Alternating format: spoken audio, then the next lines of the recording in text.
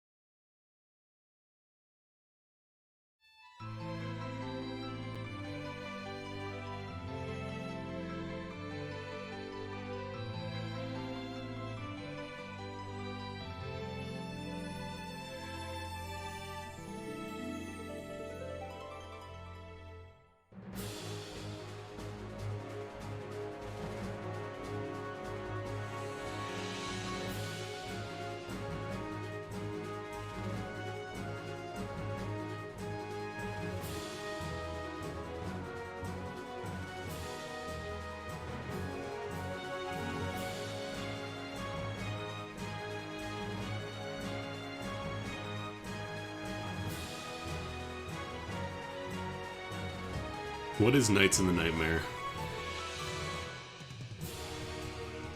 That's a question that doesn't really have an easy answer.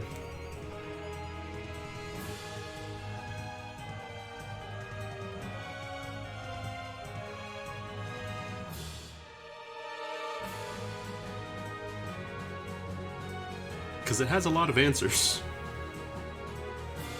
Like, I was only half joking when I put in the go live message as the Battleborn every genre comes in for a huge party ad copy, because it's actually kind of true.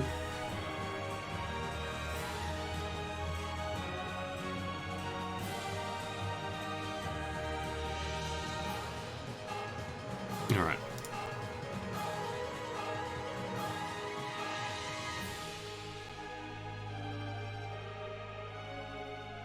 So Knights in the Nightmare is one of the games in the Department of Heaven series, developed by Sting. If you've ever heard of them, they did games like Riviera, Yggdra Union, I think Blaze Union was the sequel to that.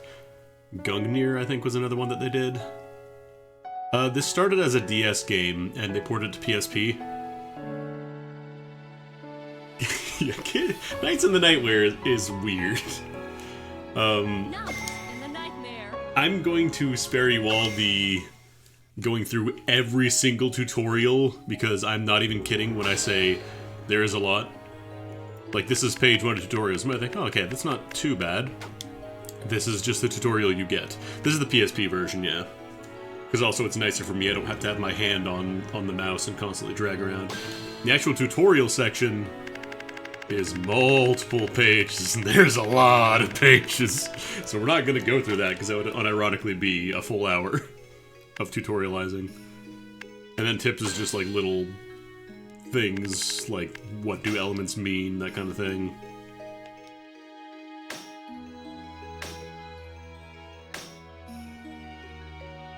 Unironically though, tutorial stream. It asks you if you want to save, just to make sure you've seen all these tutorials. Okay. Let's actually get started on this. I'll play on normal. Easy, apparently, is just less bullets. But yeah, we'll get into that. And, it kind of puts in little tutorial bits between chapters here and there when they are relevant. So I'll leave them on, just so I can kind of explain stuff to chat.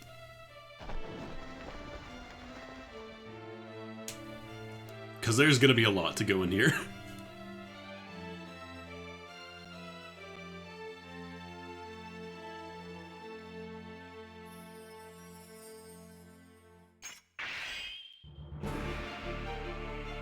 Story also kind of jumps around a lot, so it can be a little tricky to follow.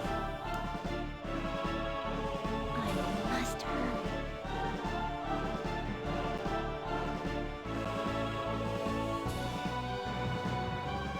Before the nightmare engulfs me. Also, man, that voice acting, there's gonna be a lot of that. Wisp of hope is lost. I have to survive. What do you mean? You forgot the chicken nuggets.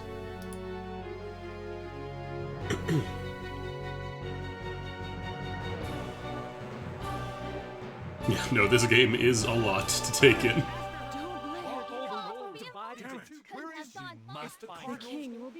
That's not a bug, it actually, it plays out like that.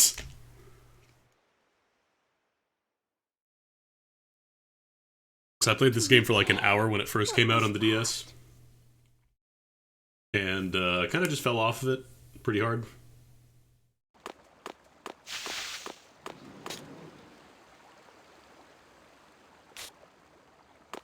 Armored Maiden.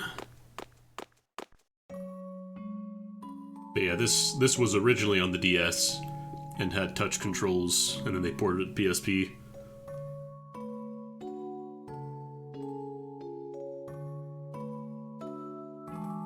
Law and Chaos, remember those. That's going to be important.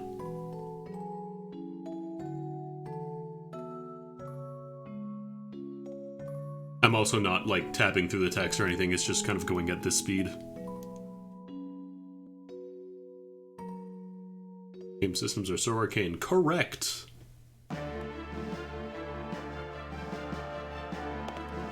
It's a Sting game, so it's already, like, super flowery and overblown. But then on top of that, I feel like this is kind of where they just went all in on mechanics and genres. This is the same series as Yggdra Union. I don't know if they directly connect. I think there is actually, like, you can play a bonus chapter if you have a save from Yggdra Union. You get to play as Yggdra. But I don't have that. Actually, let me move the chat box on the left side. That way it's not going to overwrite the portraits.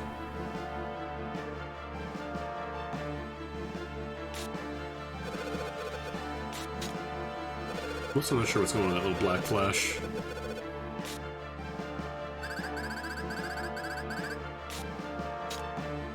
Might be an emulator thing, that's probably an emulator.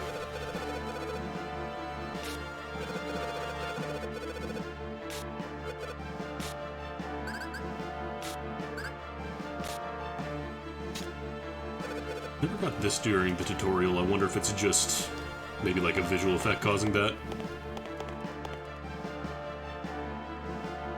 That is pretty distracting, though. Maybe after this stream, I'll try and figure out what's causing that. Because when I was testing in tutorial earlier, never got any of that.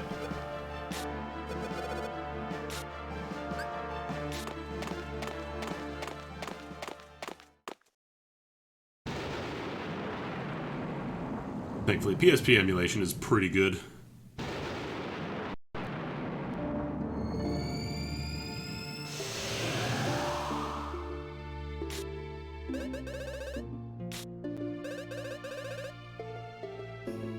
So let me close this browser window because I don't need that right now.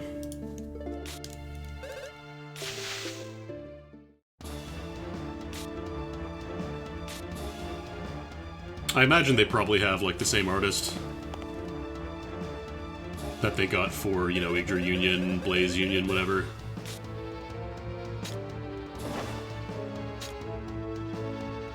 It's only when dialogue pops up. Let me check something really quick. Let me try auto texture filtering. Wonder if that's causing the black flash. Okay, it's not that, I think.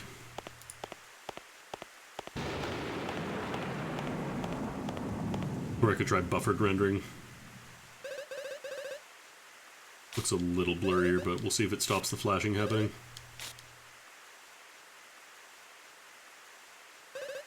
Okay, I think that might be it. No, I turned off upscaling and filtering and everything because this is all sprites. It's not like models that can really benefit from upscaling and filtering, so I turned those all back down to native resolution. But yeah, I think it's the, where is it? Not the rendering backend, the rendering mode. This game is, it's not really part shmup, like you don't really do any shooting, but you have to dodge things. It's confusing.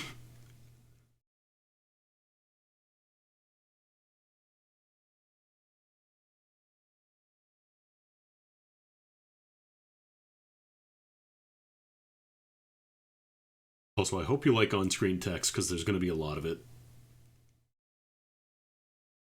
One thing Sting games absolutely love, just slapping text everywhere. Yeah, it's a shmup in the same way Undertale's a shmup. That's actually a good way to describe it. Squorb!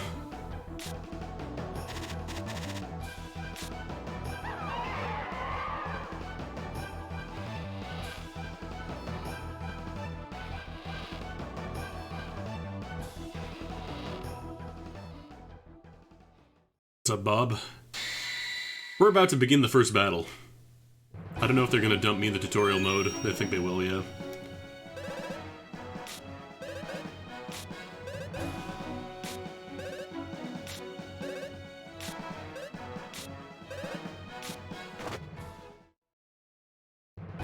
I think this was all just dumped before the game in the DS version, and they kind of integrated it into the game in the PSP one.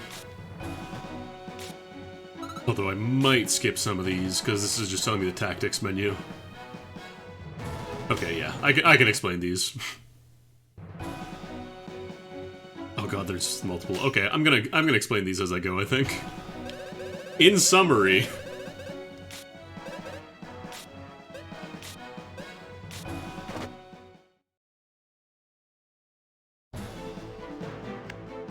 Alright, so... It is a sort of strategy RPG, but you don't really place units directly on the board. Instead, you kind of place units in... You see this little translucent area? Where this silhouette is? That is my unit. And right now I only have the one. So, units attack in this game, you will notice there the glowing blue tiles. That is the unit's range. So right now, Johann can attack in a long, horizontal line directly in front of him with one tile. Correct, DS version. This game has those tutorials as well, but you don't have to do them right before the game starts. So right now, this is your basic attack. Basic attacking doesn't really do much on its own. You want to give gear to your units. So let's go ahead and do that. We can also look at the slime information. So this slime is Sanctity. And you notice the moving tiles there, that is where the slime is going to move. So it's going to kind of move back and forth between these tiles. And then this guy will move around the back. And this is a fire elemental, so we're going to want to use an ice and a darkness weapon. So the good news is we have those already. So we'll use our slasher. Weapons have special abilities tied to them. Your units themselves don't have any special skills. They're based on the weapons. But you might notice that one is marked with L and one is marked with C. That means that one can only be used in Law mode and one can only be used in Chaos mode. What is Law and Chaos mode? Let's get to that. So, notice how the, I guess, interface is changing between blue and red.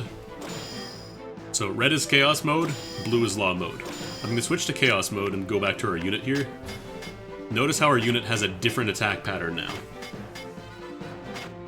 Units have different attack patterns in Law and Chaos mode. So in this case, I can hit the dude in the back because the Chaos pattern goes out farther. But then on the flip side, it's a little more awkward to hit the slime. I only really have one square where I can attack him on both directionals. But to solve that, we can also give a weapon for Chaos mode. So, since we want to attack the ghost in the back, I guess, we're going to use our Frozen Axe. See, this one only has an attack based on Chaos mode. And, I can't really use a special in Law mode. It doesn't, nothing happens. So we've got our Chaos weapon, we've got our Law weapon. Oh no, it's crystal clear. And then there's other weapons and stuff as well, but we'll get to those eventually. Actually, do I have any? I don't think I have these yet. No, I don't. So basically, rather than, you know, teaching your unit special attacks, you just use the weapons based on them. Oh, it's worse than an SMT fusion chart. It goes farther. So I think we've done pretty much all the prep work we need. There's also objects, you can break them to get items. And then a chest. I'm not sure how to get to that one right now, because you can't really move units outside of some exceptions. So once we'll start the battle, and I'll kind of explain it. Okay, so notice the bottom right, the kill markers there. That's the bingo board. When I was saying it is part bingo, I wasn't joking. So the items in the top, or the markers in the top right and the middle, sorry, the top left and the middle right, those are the kill board markers. If we kill the enemies, those icons on the board will light up. And basically, in order to win, you have to create a full line. So an entire fight involves multiple waves of like respawning enemies, placing your units, changing weapons and stuff. It's not like a true tactics RPG. It's a little strange, and then there's also additional stuff on top of that. Get ready. Am I ready? Alright. Engage. So, this here, the little floating thing, that's your wisp. This is your cursor. This is what you use to select your units and have them attack. Enemies don't directly attack your units. Enemies instead attack with bullet patterns. So if I touch this green orb with my wisp, that means I will take damage. And I say damage, it's not really damage. This was originally a DS game. So you'll notice this thing here on the left side of the screen. That is the enemy attack gauge, I guess. Oh, what are you doing? Oh, they're splitting in half. Okay, so basically the trick is you have to navigate having your units attack, moving around the field, switching between law and chaos mode. This game does not have one non-complicated idea. So right now, if we went to go target our unit here and have it attack, it wouldn't do anything. So we're in law mode since it's blue. So since I don't have any MP, you get MP by attacking enemies. You don't really get to use your specials right off the bat. So again, you'll notice the blue panels indicate where I can attack. In this case, the slime split into multiple pieces, so I don't know how that's going to work, but notice my time gauge up here. This is effectively your HP for that turn. Once the timer runs out, that turn ends. So anytime you touch one of the bullets, you will lose time. And time doesn't really go down unless you are taking damage or you are having your units attack. So we're going to let go of the button now because I've been charging my guy for a while. And you can also change the angle they're attacking at. Just point out whatever you want to swing at. We're going to wait for the slime to do its attack. It worked! It worked! So now that that's done, you need to go pick up the gems that the enemies drop. And that gives you MP. So now my MP bar is almost full, which means we can do a special now. So specials are done the same way as regular attacks are. You just charge up. The difference is there's an initial charge bar on the right side of the screen. So we're just going to show this off. Do I not have... Come on. Did I... Oh, I think I might have misplaced these. But whatever, we can still attack. There will be a test. There's a reason I said this was an incentive game. So again, switching between law and chaos, you might think, okay, that's just attack ranges. Not so much. Notice the fog on the screen? If you attack too much in one mode, the fog will clear, and that will mean you'll stop getting MP for your attacks. This is a full playthrough. I'm gonna be playing. That was the agreed upon sub goal, so that's what we're doing. Oh boy. I might not have had enough MP actually. No, we can still attack though. It worked. Let chaos reign. Oh no, you know what I'm doing wrong? You have to drag the item, I forgot about that. You actually physically drag the item to the character to have them do their special. That's what I was missing. So now that I've actually dragged the weapon, I get the special attack meter.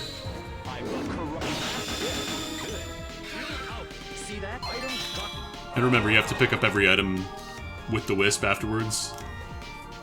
Enemies, you're supposed to use your special attacks and not be using regular attacks. Those are just to charge your MP bar.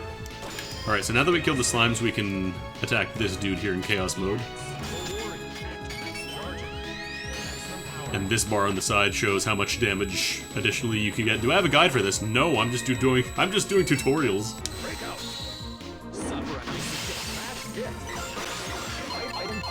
Item. Alright, so that's not the battle done. We're not done. We just finished wave 1. Because remember, everything is based on time. That's right, we didn't get a bingo yet. We have to get a bingo to finish the stage. And keep in mind, these items here, the knitted scarf and letter opener are key items that are going to be important. Okay, so welcome to the bingo portion, the slot machine portion of the game. Notice that they have different colors. They have a red and a green one, and notice that the icons on the board are flashing, red and green. So basically you want to stop the reels on a configuration that will allow you to clear the stage, basically. So we should be able to do it this way, if I do there. And then if I stop the green one on the bottom left, that'll let us clear the stage.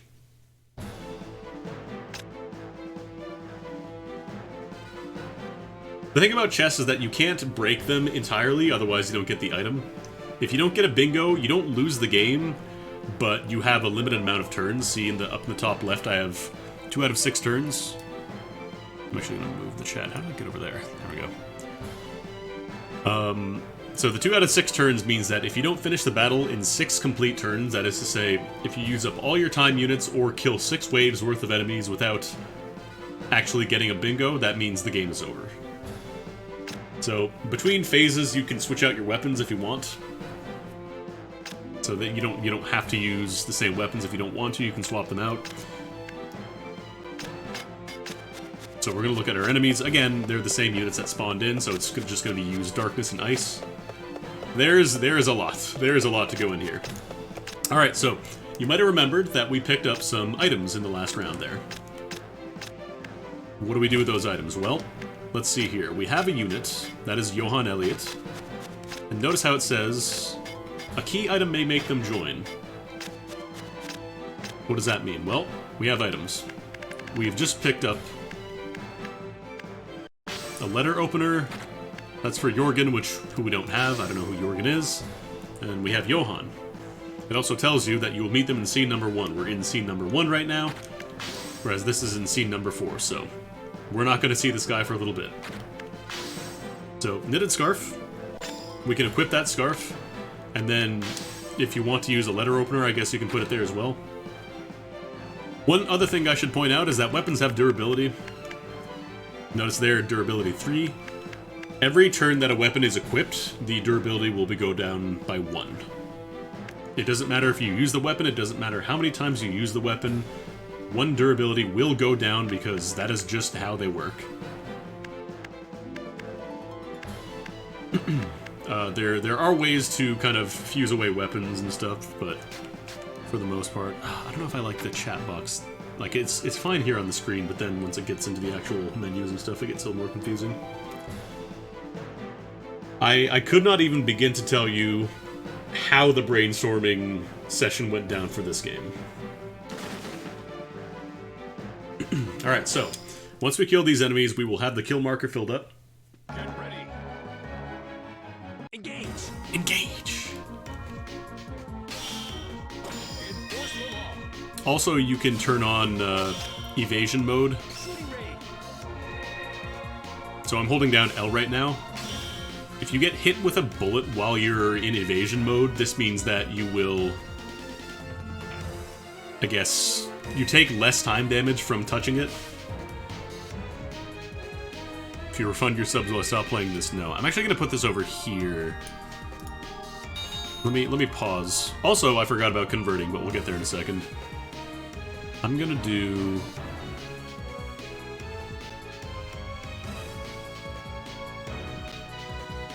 I'm going to shrink this down a tiny bit.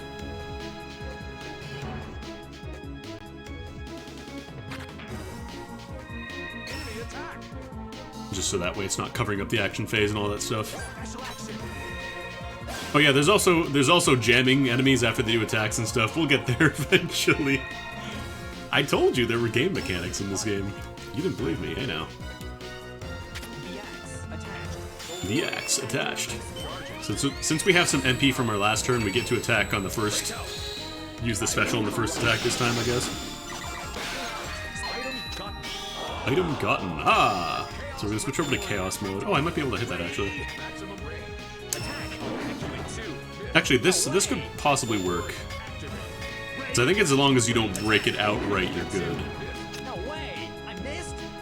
You missed.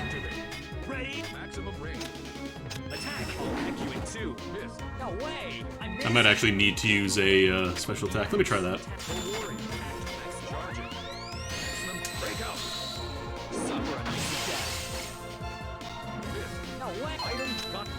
Okay. Apparently I'm just missing this chest. Oh well. I'll try one more attack, and then if it doesn't hit... Oh wait, that's not the special. No way, I missed! Can you move your dudes at all? Not normally. Oh, there we go. Lucky! Alright, so we're gonna switch back to... Actually, no, we're not gonna switch back to Law mode because I need to attack this guy in the back. So the challenge kind of comes from navigating the menus and stuff and moving your weapons to your units without actually touching bullets.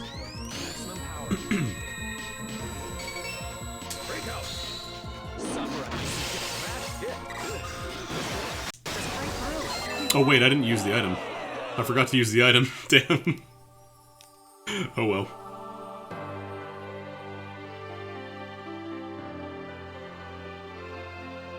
So, this game also has missable units. It's got kind of like Valkyrie profile unit sacrificial stuff.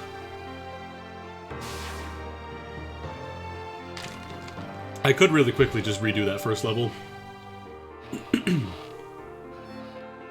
But there's a lot.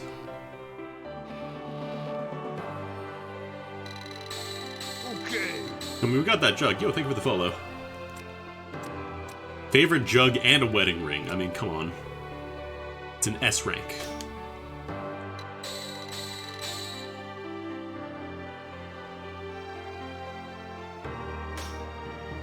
And yeah, this was originally intended to be a 12-game series, I think.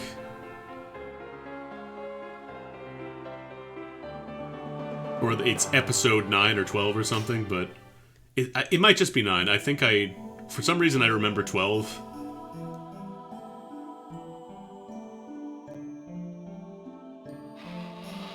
So here's where the story starts jumping around.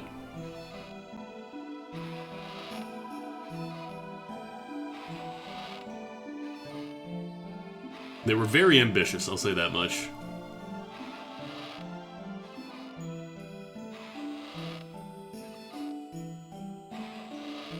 Numbering system is more of a goal than originality of game design.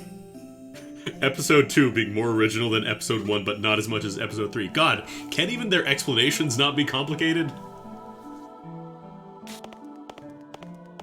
Good lord.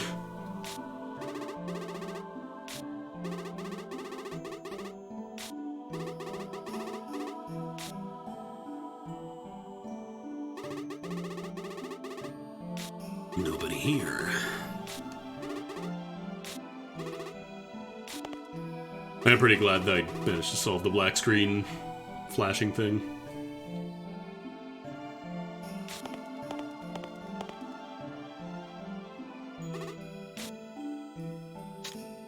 I would even say it's by aliens who had video games explained to them. It's like they wanted to make video games, but more so.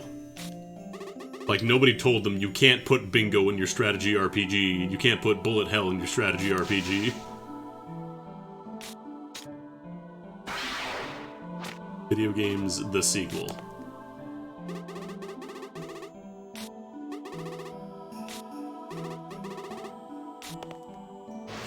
I will say, I don't think there's another game in the world that plays like this.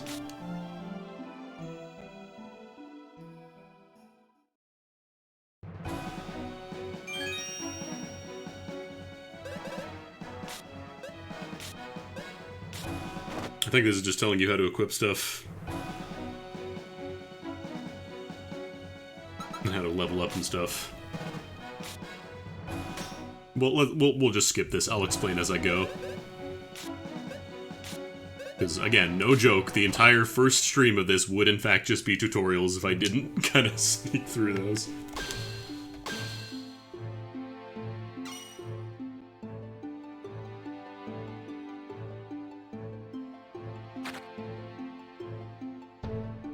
Oh god, no. Warframe has a lot of systems, but they don't really interact too much with each other. Whereas this game, also nice, 420,000 or 42,000 experience. So leveling, we can actually go... Actually, I wonder if this would work if I went back to this map.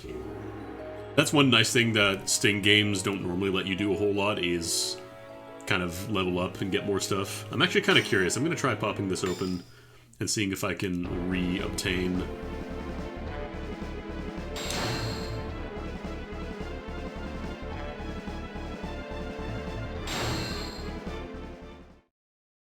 I don't know if it's gonna let me. I don't have any units, so like...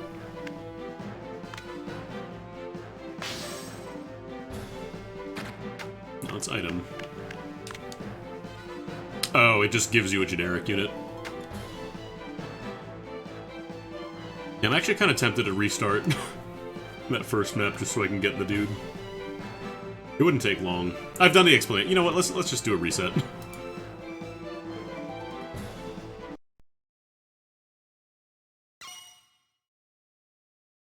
Because now that we've gone through the tutorial and I've explained everything, we could just actually play it. It doesn't take too long. There's just a million systems that you have to learn beforehand.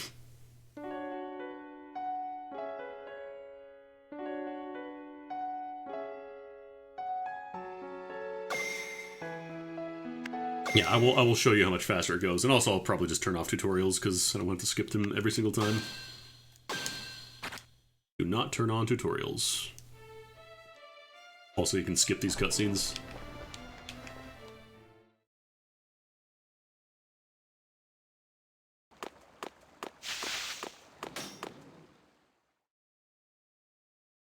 Oh god, 100%ing Sting games are always a nightmare.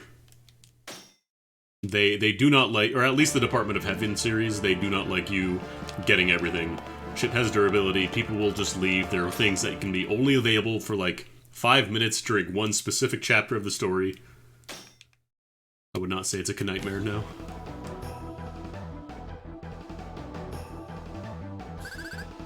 Plus we get another reading of School Orb. School Orb, begin battle! Alright.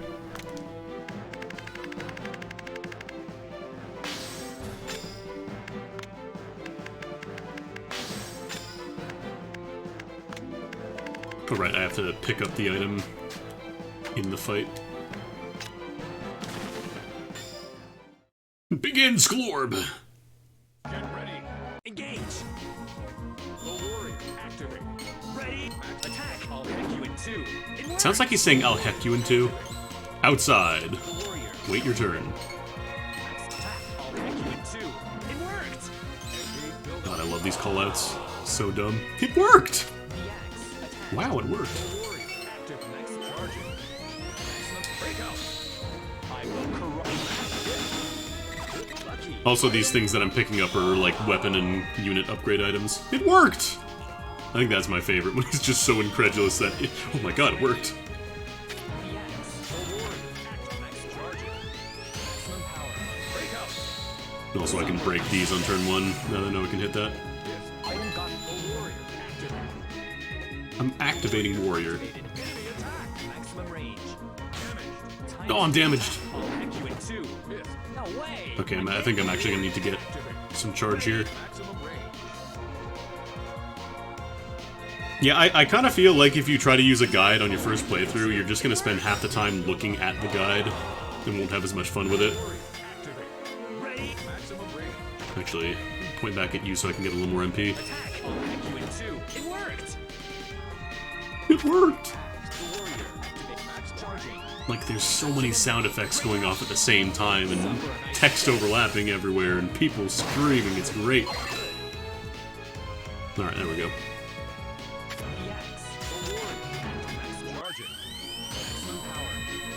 Alright, so I'm starting to run a little low on time.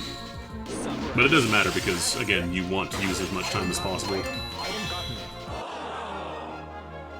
And this time I need to remember to give him the scarf. C+, I got all the items. I guess I took too long. I also took some damage. Alright. Oh, shit, it took too long. Damn it. Well, this fight's gonna take a little longer. I messed up.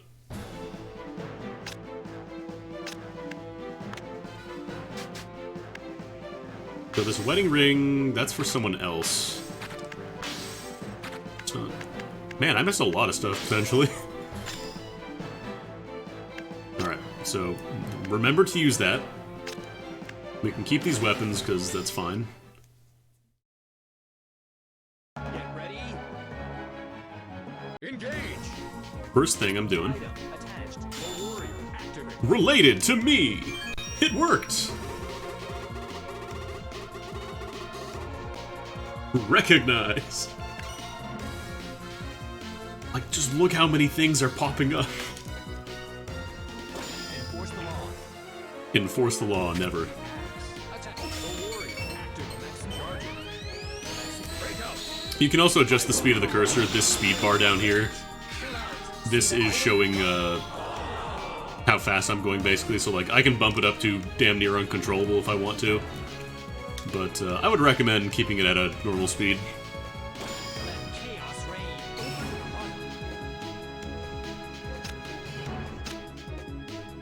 Special action.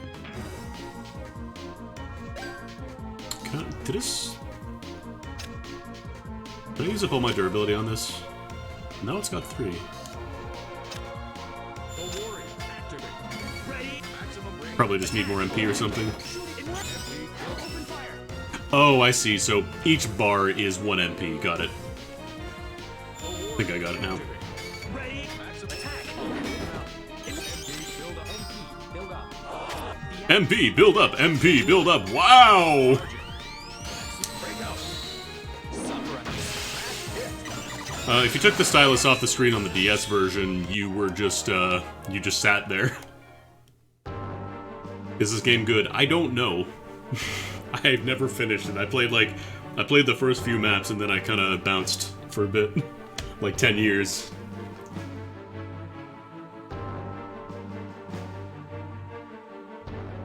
But, the DS you had slightly better control, I guess, over movement, but then you also had to deal with constantly having your hand hunched over the tiny screen, which kinda sucked. Alright, this time.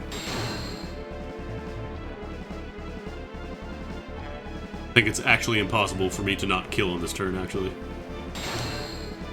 Reach! This is a video game. You can play it. But now this axe's durability is at 2 because I took a little longer. This guy's different. Ice on fire. No, they're still the same element. It's just a different type of enemy. I don't know what that final mark means on the enemy. They never explained that in the tutorials that I checked. I guess it maybe just means once you kill it, you win.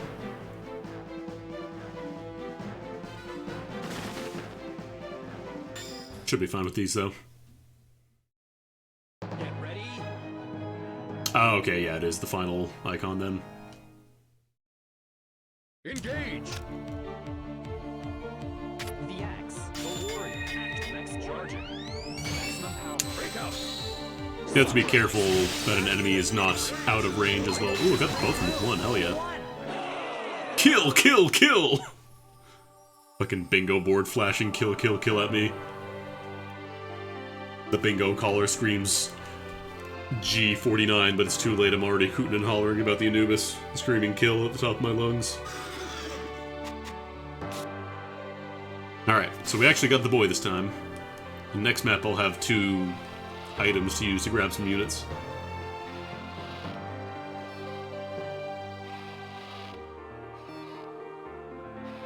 You have no choice but to give in to your desire to play this game.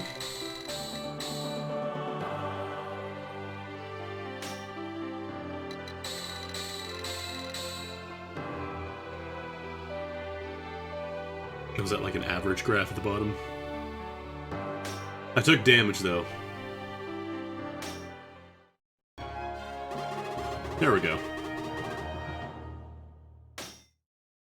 They do give you units in every stage, like it's never possible to enter a permanent lost state. But units also have durability, just like your weapons. That's their vitality score, basically. Once vitality runs out, they are gone.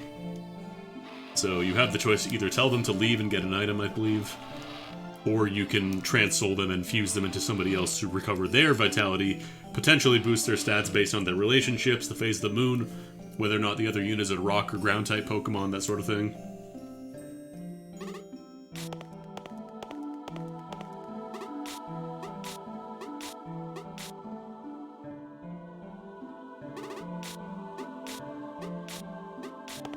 Alright, we watched this scene last time, so we can just kind of skip through it. This game is very weird. This game goes places. I'm actually not sure if I can skip. I think it'll probably just take me to the menu, because it brought me to the save menu, so it should be fine to do that here. There we go. Alright.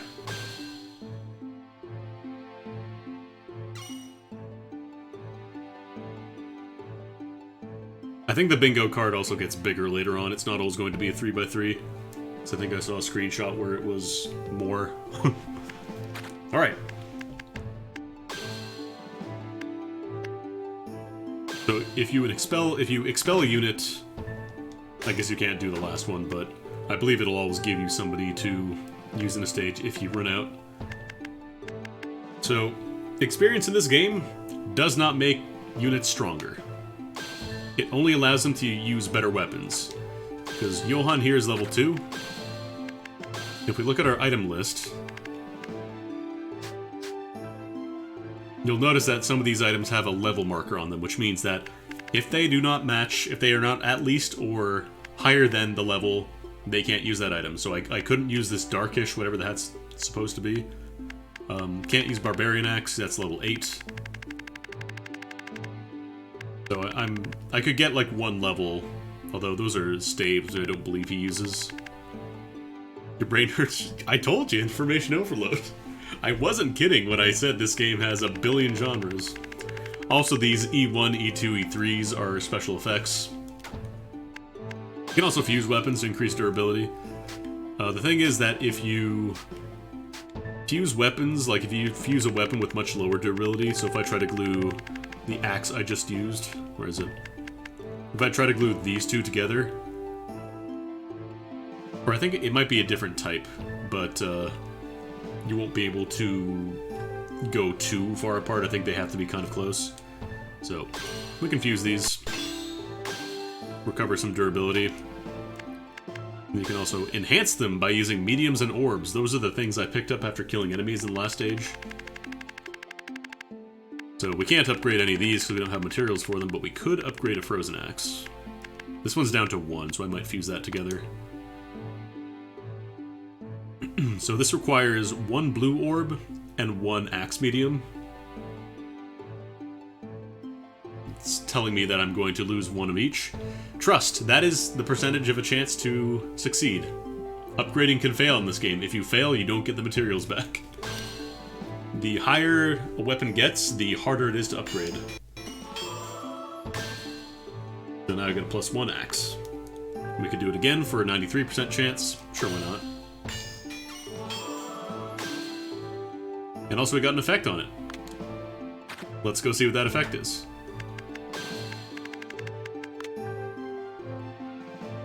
Just says effect 2. I thought it was supposed to tell me more, but... Oh, here we go. Okay, so this one actually slows down charging, which isn't great. Effects aren't always good.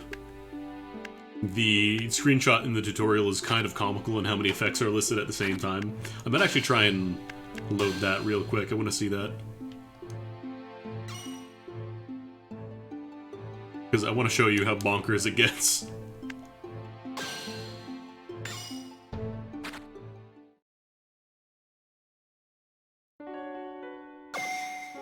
Why are the effects numbered? Because it is based on your rush count, and I believe that is just the number of hits you've done. Maybe. I don't know if it's in tutorial or tutorial mission. I think I saw effects somewhere. Oh, here we go. Alright. So you're seeing that list in the background, right?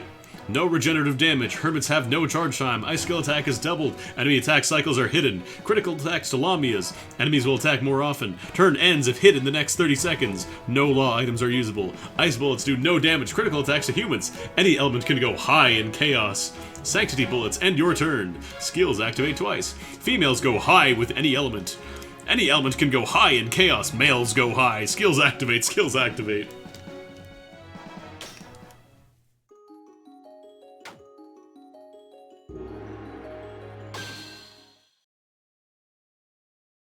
You could show this to somebody and they would tell you this was just a shitpost and not an actual real game. And I would probably believe you. Okay. So let's give Johan some experience here.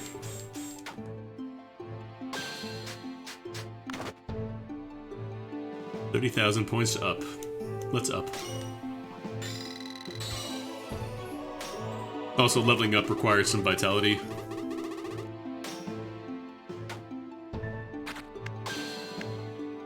I'm actually gonna fuse, because I think I saw... Yeah, these guys are kind of low, so I'm gonna fuse those together. Thankfully, fusion does not appear to fail. Alright. Let's go to the next scene.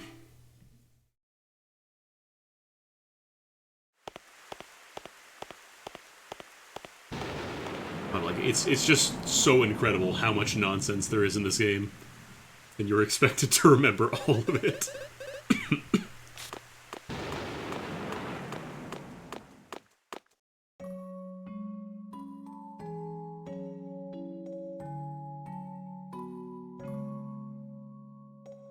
The selfish whims of certain souls.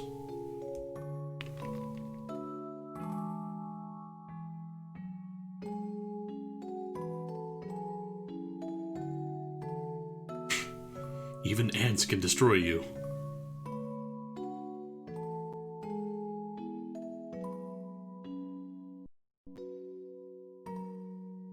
There's two items I have to pay attention to here, because I believe there were two listed as I would be finding in this scene.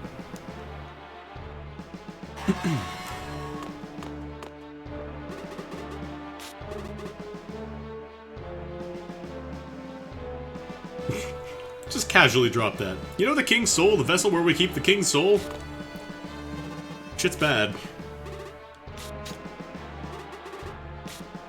We may have lost the King's Soul.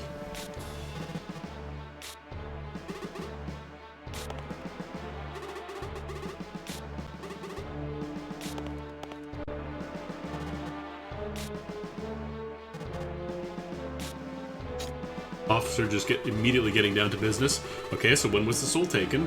How did you take a soul? No, how did you actually take a soul? I thought it was a metaphysical concept and not a thing you could pick up.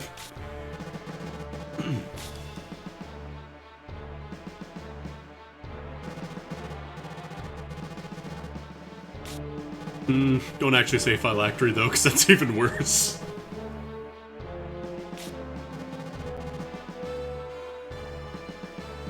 As it turns out, the people who may have wrote the concept of that just kind of took it from Jewish folklore without actually really thinking too much about it, and it turns out it's actually really, really not cool. You can just say Soul Cup.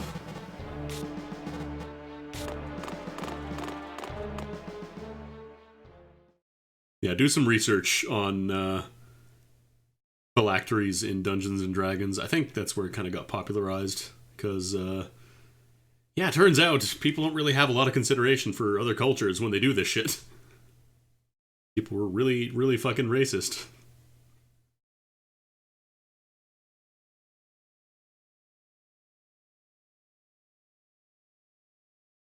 Yeah, just soul stone. Stick a stone in there.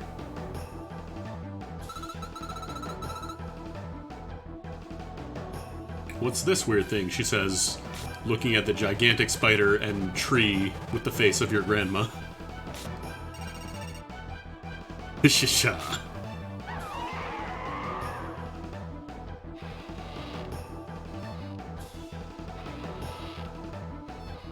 Okay, so what's with this little creaky noise every time I do this? Like every time that text shows up on screen, like creaky noise starts up. They really did do a Dale Gribble pocket sand, huh? Alright, so we got Bon Clavel. I believe I have an item for Bon Clavel. Is that somebody else in the top left there? And Moira Chatelets. Alright. So let's get an item for Bon.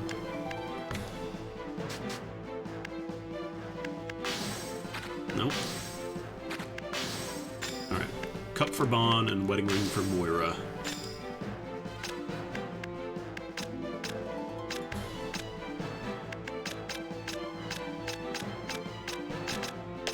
No, I can't free select. Alright, so Moira is a different type of unit. Oh, here we go. She's a hermit, kind of think like rogue assassin style character, uses knives. She's a Nestico, she's not like a human. Again, I hope you're all taking notes on this. And also you can swap out units if you want, but I'm going to keep these two. I want to see the race names. Where are the other race names? They can follow.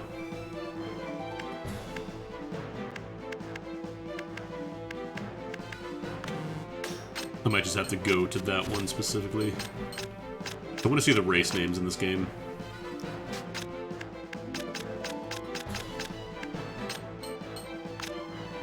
Bon is also a Nestico. This is, I don't know if you've heard of this game before. This is beyond tactics. This is video games too. This is end stage video games. Okay, so he's a warrior and she's a hermit, so I need to give her a weapon. I also need to learn her attack patterns.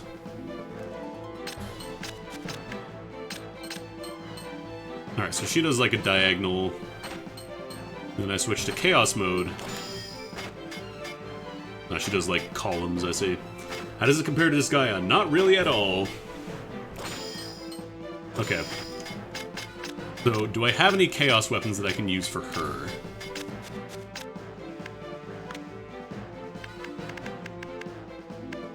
What's this Beast Fang do? Oh, you tried to host Andy AM? Damn. Damn! Oh well. Okay, so she does double axle in law mode. Is it more similar to FFT or Tactics Ogre? No. It is not really a tactics games because you don't really move units around the battlefield too much. It's got bullet hell in that your cursor is the thing that dodges things, and you have to move your cursor around to the units while dodging other things. And then you play bingo to determine whether or not you've won. It's a lot. What are searing edges? Those are the columns. Let's get a chaos, and then let's get a law. No, like unironically, if I tried to go through the tutorial, it would actually take a full hour and a half to explain.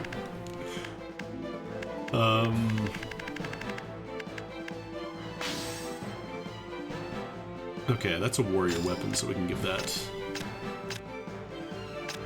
Alright. We should be good for the first turn. Fill one line of kill markers. Notice how this time the bingo board is 4x4. So we're gonna have to do more killing this time. Get ready. Alright, let me take one more drink before I actually start doing this. Okay. So we're gonna start by building some MP here. It's my turn. It's my turn. The enemy's hurt. Open fire. Oh boy, those split, huh? Activate. Feel the wrath of my blade. I can't believe Wait, can you not hit there? Can you not attack flying enemies? Oh man. She might not be able to attack flying enemies, that's not good. Okay, let's switch to law mode. Oh wow. That should hit me. Oh, big apples. Big apples. Alright, we got the double. There's also things where you can flip them afterwards and like jam their attacks. That number there, you can interrupt their attacks if you jam them by going over them with your cursor. Alright, switch back to Chaos mode because I'll need to not use up all of my energy here, and I can also start using my Calamity Break or whatever. Come on, get in range. Get in range. Oh, I think that should hit. It showed the marker on her! Oh, this sucks. This sucks so bad. There we go. What are you watching? You're watching Nights in the Nightmare, which is goddamn incomprehensible unless you go through hours of tutorials, and even then... Oh, jeez. Alright. I can't get a full charge this time, at least. Okay. Turn 1.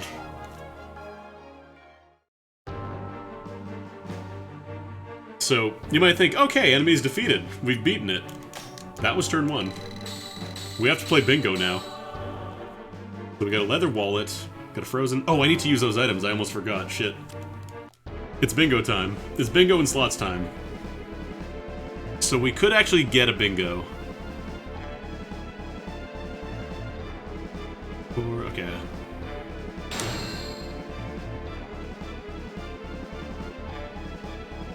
And then the yellow one. So, for people who are just jumping in, the bingo board, you need to get a complete line to actually win. You can't just kill enemies. I mean, you can, and eventually you will win by virtue of running out of spaces on the board. But, ideally, you'll be getting a line. There we go.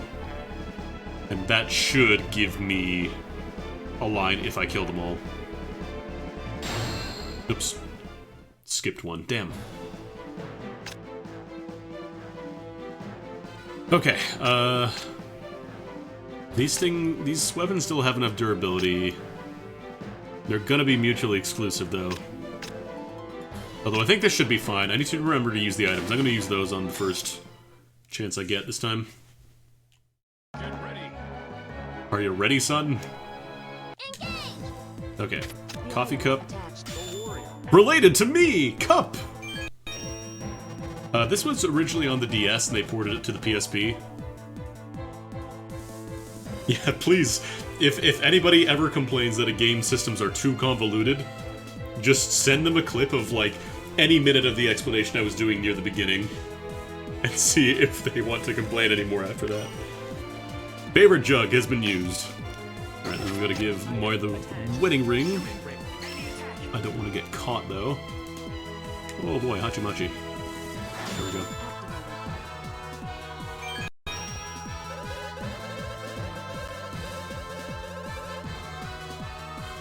Yeah, you used to be able to control with the stylus, which is, it's nice, but I think the whole constantly touching the screen and moving your hand around, it's not great.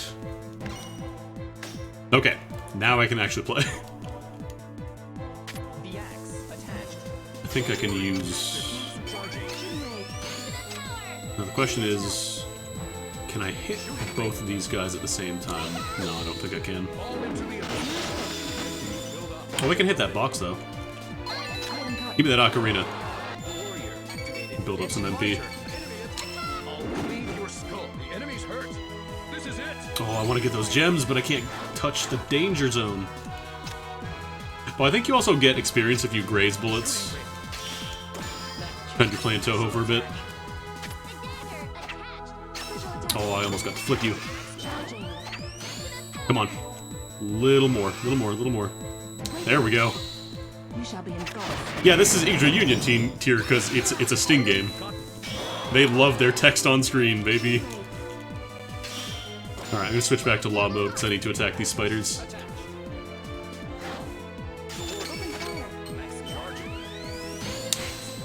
Oh, I got hit. Damn, I didn't see that. But yeah, if you've ever played any of the Sting games beforehand, you know what you're in for. Oh, I need to charge some MP here. It's my turn. It's my turn! Your skull.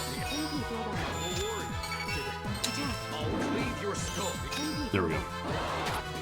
Yeah, I don't think Moira's gonna be doing too much here. Fall into the Oh, wait, how come I hit that guy? He wasn't in the... Maybe he was, like, pre-moving into the panel, and that's why I could still hit him. Yeah, Riviera, Idra Union, they all have text vomit everywhere. fall into the Alright, not quite dead yet. This is it. Warrior activated. It's my turn. Next attack. I'll cleave your skull. The enemy's Ah, hurt. damn. This is it. Alright, I need to do... See, yeah, like, I'm not getting any MP now because I have been attacking in law mode this whole time. I need to switch to Chaos so I can get more fog and generate more crystals. Warrior activated. It's my turn. Maximum range.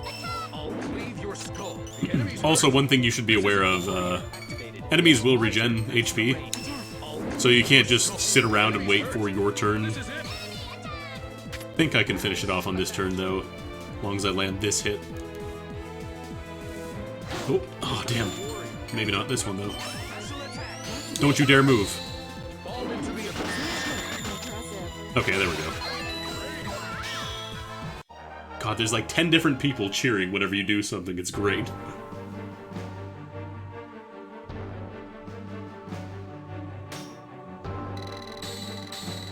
Alright, we got some Slim Darts. We got an Indigo Ocarina. We got an Icicle Blade. Twinkle Stick +1. B+. Wait. Oh, I thought the bottom right corner was filled in. It wasn't. Okay.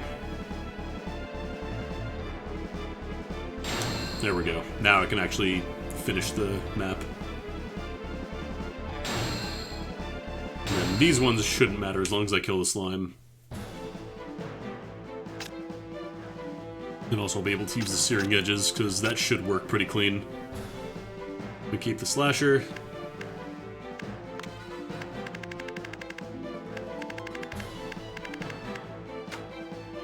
Also, this will let me go in Chaos mode. Because I don't know if they actually carry over between phases or not. But yeah, I gotta destroy that slime. Okay, it looks like the phases reset between attacks at least. So I'm gonna build some MP with Law mode then. attack. I'll cleave. The enemy's And then I can use Chaos to attack with Moira here. Need that slime to walk into that though.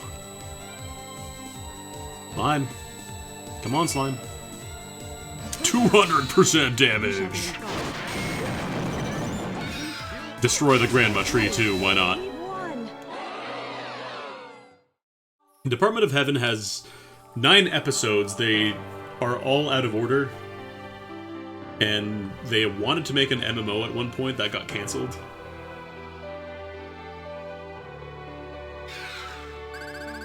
Blarb. I love these monster noises. They're so good. I think the first stage, the Sklorb or whatever, that was the best. Yeah, imagine a Sting MMO. I don't see it lasting long, but man, imagine if they did.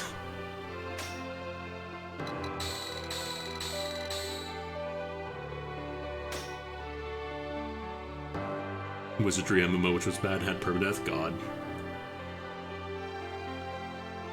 It can dive around, underground. Small and very annoying. Oh, sorry, that's not a fairy, that was a snowy elf. How dare I. Rona spider. That's topical. Alright, we got Bon, we got Moira. Snowy elf. Oh, don't worry, we're not even into a lot of the mechanics yet.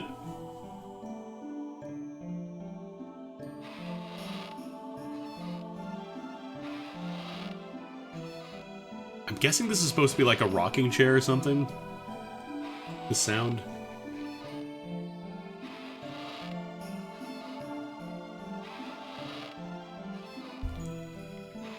Alright, so Tiamats and humans. I'm assuming Tiamats are dragons or some other kind of fantasy race.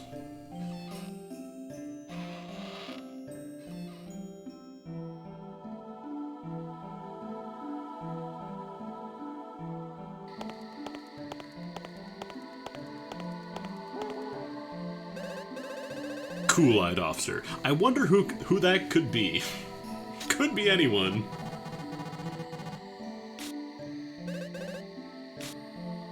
I assume it's going to give us little story bits for all the characters that we get in stages, regardless of whether or not we actually recruit them.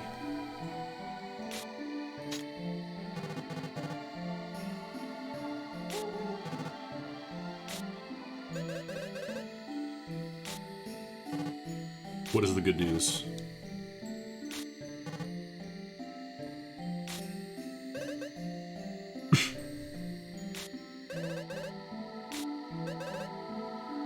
Did I tell you I was gonna let you hang out with me and then babysit? Oh geez, I don't know.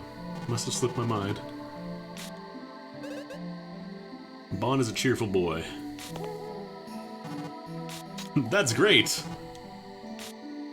Also, I'm pretty sure all these people are dead because they're like souls that kind of materialize now.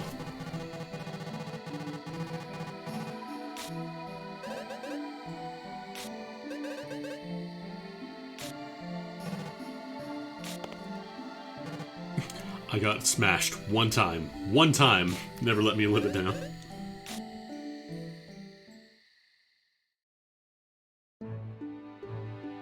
A bit of a Valkyrie profile vibe. I mean, yeah, it's even got the unit sacrificing.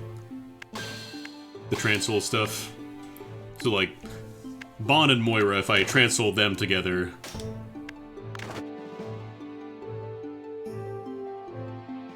dial these numbers. So, she would get stronger. Her Vitality would increase. Her LI, I don't know what that is. Her CI would increase. Her Light Index. Her Chronology Index. Maybe Law and Chaos Index, I don't know. They never explain LI and CI in the tutorials, so... Also, you can just tell somebody to go home. There's Fusion. You will lose the unit if you do that. But units have Vitality / durability anyways, so you kind of want to. Because if we look at our units, let's see here. So, 35, 31, 22. So, Johann does not have the most time to live here. But that's fine, because we can fuse him.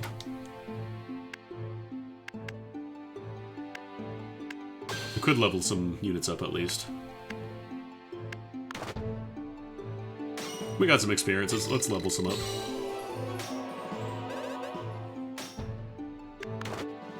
And remember, leveling up does not actually improve their stats. It just lets them use better weapons.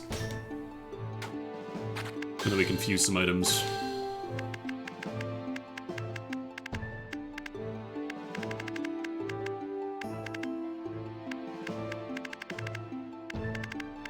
I wonder if I fuse two identical... Okay, these get actually added together.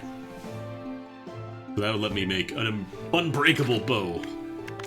Might as well. Letter opener, that's a key item. Yeah, this one's level 6, I can't even do anything with that. We'll fuse these daggers together as well. Slasher. I think as long as the disparity between the items isn't too big, it'll add them. What is the difference between Law and Chaos modes? Some weapons have skills that only work in Law or Chaos. So for example, this weapon here, Barbarian Axe, this one only has a special attack in Law mode. Nothing in Chaos. Also, it looks like special attacks drain Vitality. I think that's kind of the other thing that drains, because you can't attack enemies won't attack your units directly. But if I were in Chaos mode, I wouldn't be able to use any skills. I'm sure it's all crystal clear. Next, system data. And also, again, you can go back and redo old maps if you want to. It's not like you're not forced to constantly go through the story, but I'll probably try and go through until I have problems doing so. Also, we could upgrade some weapons. Let's do that. Would I want to? I mean, if I have to. What can I even upgrade here?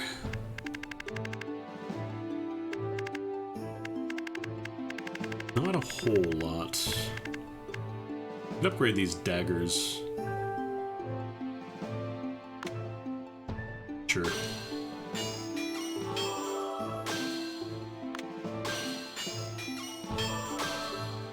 Oh, got an effect, 54. What does that mean? We don't know.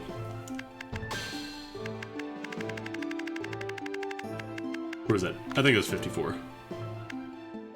Fire bullets end your turn. That seems very bad. That seems extraordinarily bad. I'm getting real bad luck on these. Well... But yeah, like, if you manage to break all your weapons or stuff, you need to go back. You would have to get more items eventually.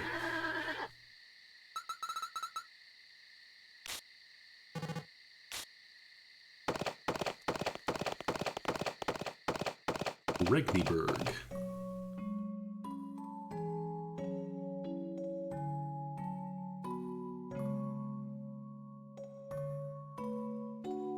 Like, I was actually thinking about giving this game as a Cursed 50 to someone, but I think it is actually, like, really interesting. And it's not like a bad game, it's just very, very complex.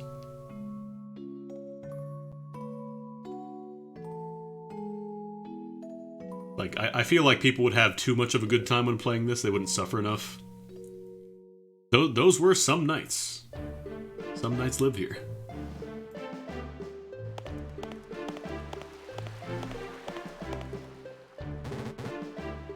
Thoughtful officer.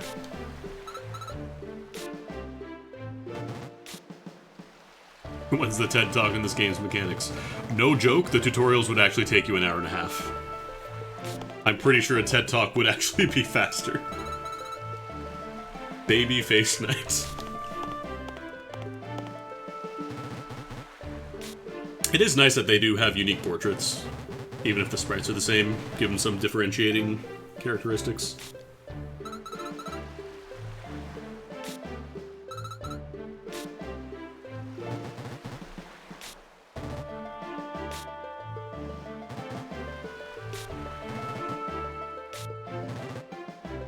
I think somebody was mentioning earlier that the episode numbering in terms of the Department of Heaven series, it was based on how much more complex and unique the game was, instead of like an actual placement in the story. So like episode 3 was more complex than episode 2, but not as complex as episode 9. So it's like literally not even their explanation on why they numbered the series that way is simple. Everything has to be complex. It's a Sting game. This is episode 4, I believe.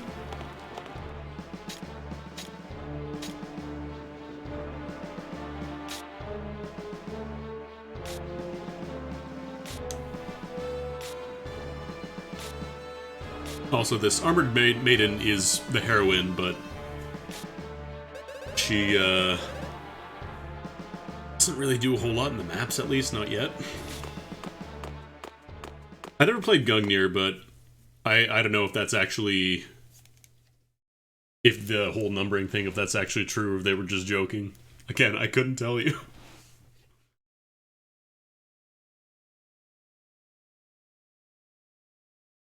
Deep Forest Northeast.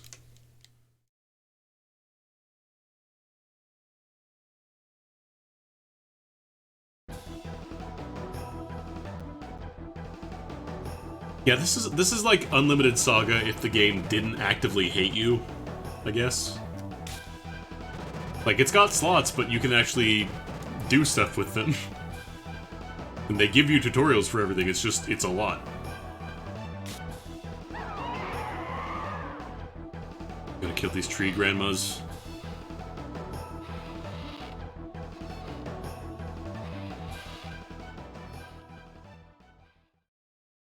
story, they keep jumping between present and past tense, and they kind of do it at the drop of a hat. Okay, what are we looking at this time? We actually have a Lancer, which is one of the units that can move. So this is scene 4, scene 3. Okay, so Norton, Michelle, Kareem Levine.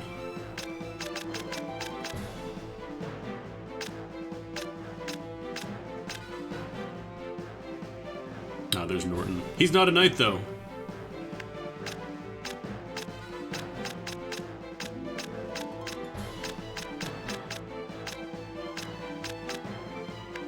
Alright, so I need to get a weapon for a Lancer here.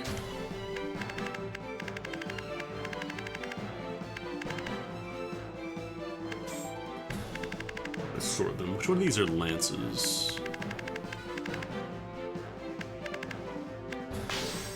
That's for Duelist.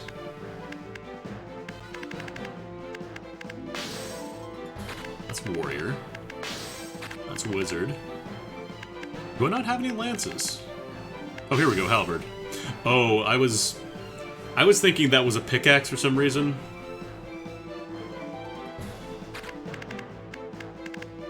I guess these are my options for Lances here. Oh no, I have the Darkish. Although that's level 4 minimum. Okay, he's level 5. Minecraft Steve ass artifact. God. Let's try using the base halberd, see how that does. Sonic Lancer. And then one for... she was a duelist, I believe.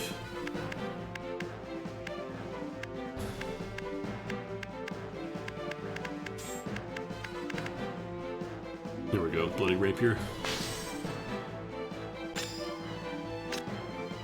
Alright. Wait.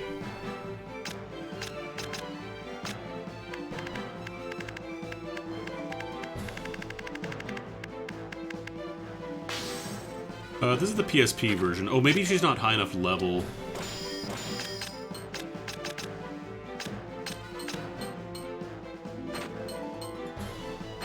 Oh no, that's okay, that's Warrior.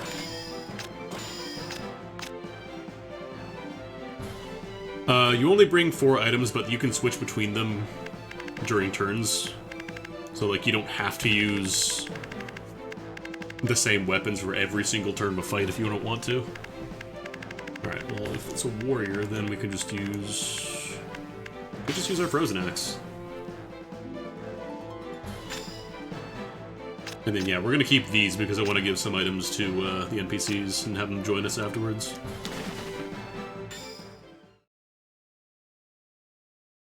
Get ready. I never am ready, but here we go. Engage. Lance Knight. Activate. Maximum range. Attack. I shall crush my... I think their special attacks have them move. Alright, let's move these. The item. Attack. Shooting rain. Related to me! So an item appears after... So not all knights will join you, but they'll have items appear. Any difference between PSP and DS? I believe the PSP version allows you to play a bonus chapter if you have save data from Idra Union. Item. Open fire. Alright, got an item. The item. The warrior. Activate. Related to me!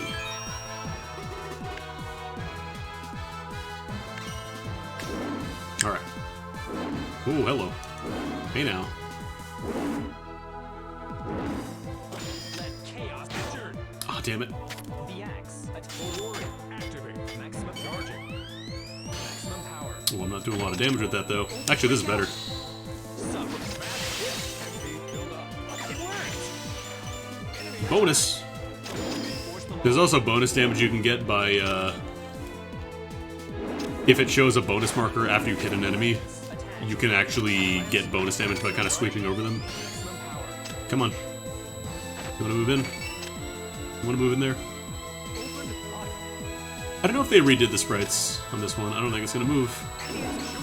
I feel like trees generally don't move. Break out.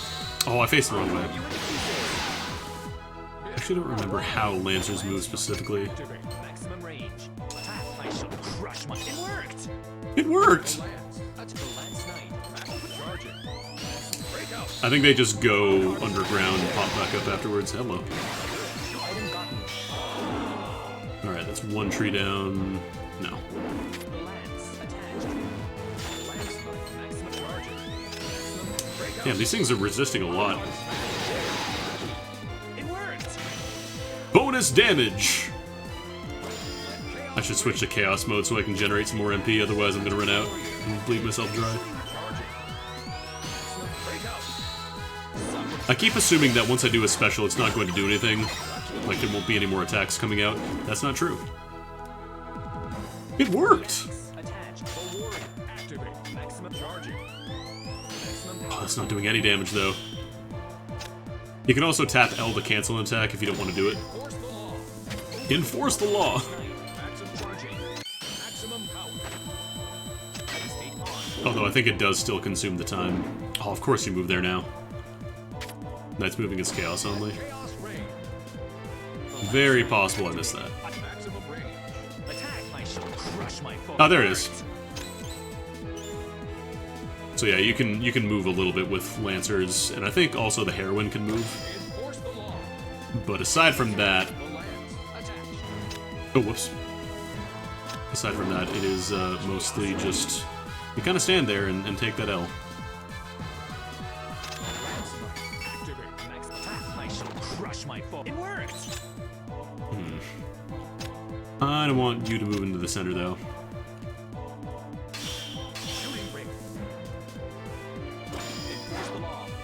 The Lance. Yeah, I think you get a little bit of extra experience if you graze a bullet. Of course, now you want to go hang out over there. Lance Knight. Activate. Maximum range. Attack. I shall crush my foe. Fifth. Lance Knight. Activate. I shall crush my. It worked! Wow! Whoa! Woo! Crush my foe. Fifth. There's so much cheering and nonsense going on. The Lance Knight activated. Maximum attack. I emergency. Oh, my time! Alright. So that's turn one. Didn't quite kill the last grandma. Got away from me. Got a Zantetsu, though. Got a lot of items.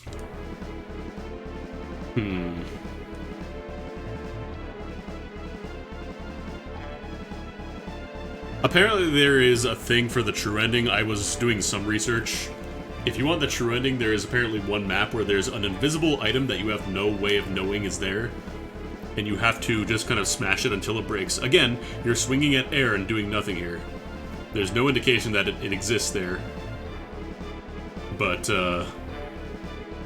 you just kind of do that until the item breaks, and then you can't do it too much, otherwise the box will break entirely, and then you never get it. I'm not going for like a 100% playthrough or anything, I'm just looking to beat the game, because I'm curious about it. 2, 3, 4, 5. Okay, and then I gotta get the blue one. 2, 3, 4. 2, 3, 4. There we go.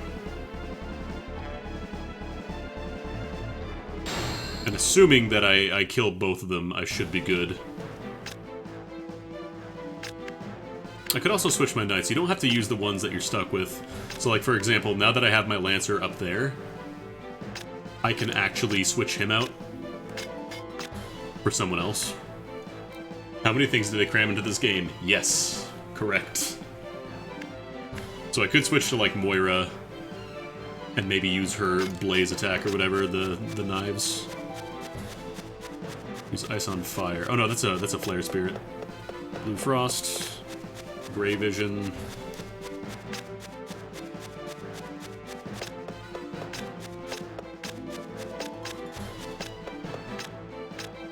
And then did I have another key item actually?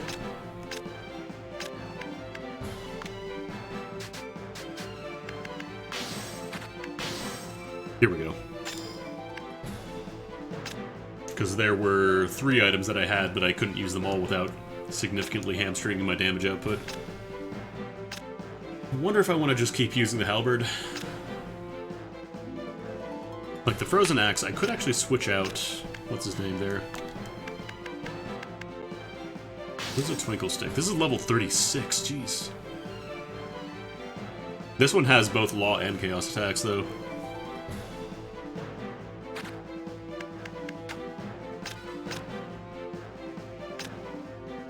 Okay. So I have to kill that slime, and I think I have to kill... I have to kill the Flare Spirit. So let's swap out our Lancer here. Bring in Johann, because he's got the Ice Axe that I can use. Although if I put him away,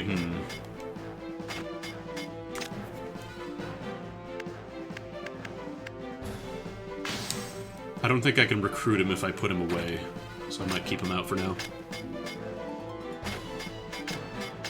This knight may join you.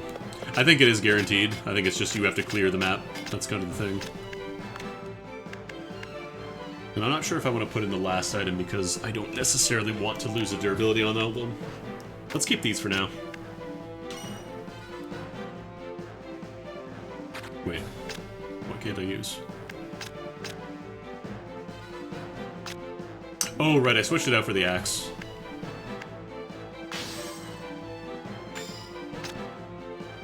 That's Frozen Axe, and then Halberd. Oh, right, I need to switch you back to Martin. There we go. I've got 9 turns, so I should be fine. I'd have to royally mess up. The Pyroxene system is honestly, it's just a currency. It's a currency that you can trade in for a higher value of currency.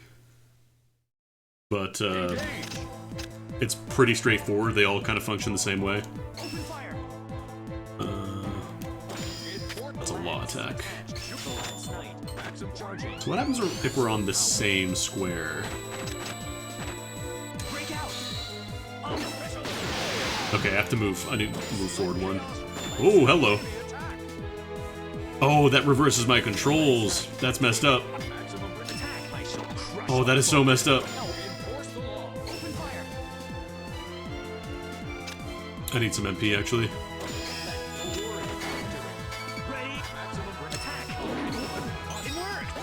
Yeah, the movement thing is not just for the sake of having an extra genre. There are actually mechanics that fuck with it as well. There we go. Get a bunch of MP.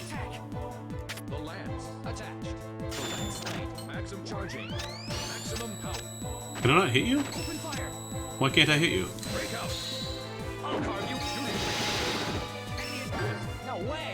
Oh, I think I have to break the thing first. I think that's how it works. Oh, goody. But now it moved away. Now I gotta let Chaos reign.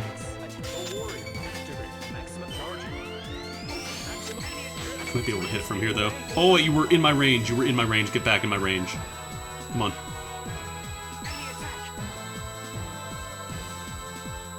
You were so close. You were so close, damn it. There we go.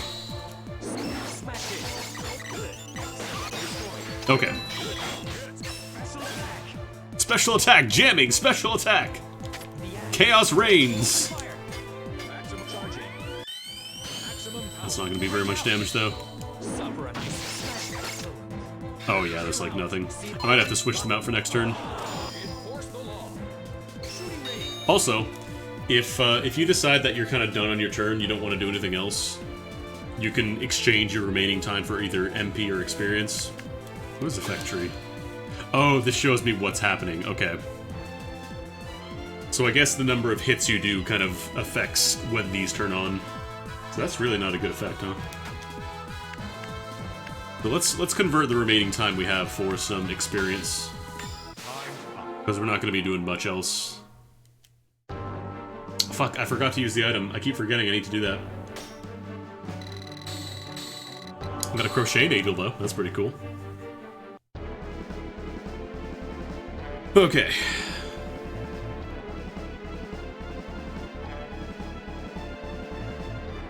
God, I feel like that one guy who was on Press Your Luck. Because the thing is, if you don't kill something completely, you can actually get replaced with a different monster. If you don't time the slots right. There we go. Reach! And I'll just put whatever. Because ideally I should be aiming to kill that last slime and then we're good.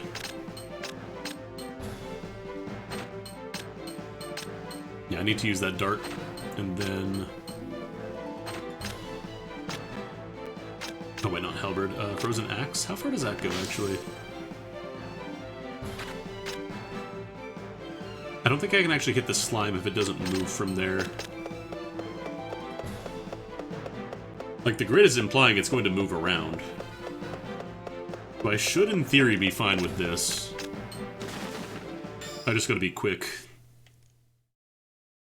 Get ready. Engage.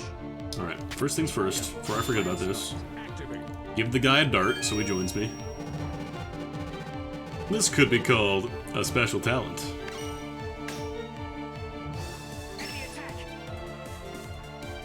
And then you switch chaos mode because it's a chaos attack.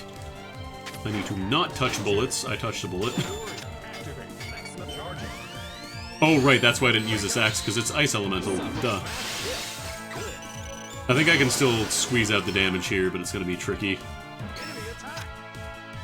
The warrior activated. Ready. Maximum open fire attack. I'll hack you in 2. Get some MP back. Sure, jam you, why not? And I'll have you charge up just by doing a lance attack. I shall crush my... It worked. It worked! Let chaos break the axe. Attach. Shooting ray. Magnetic charging. Maximum power. Yeah, I just need to do some damage. Just anything works right now. As long as I can keep focusing it down. Special attack. This game is extremely weird as shit, correct. The warrior activate. Maximum charging. Like, I do unironically like the weird bullet hell stuff. The stuff that actually kind of impedes your attacks. That's really unique. The last night activated. Maximum rating. Enemy attack. Oh, that's a bad place to be right now. Oh, these are bad places to be right now. Oh, don't you dare split. I swear to God, if you split. It's splitting. It's splitting. I'm gonna shit. The warrior activate. Maximum charging. Maximum It's split up. sub smash. Is that enough to kill? Okay, we're good, we're good. Okay, I need to pay more attention to weaknesses because that was really hard.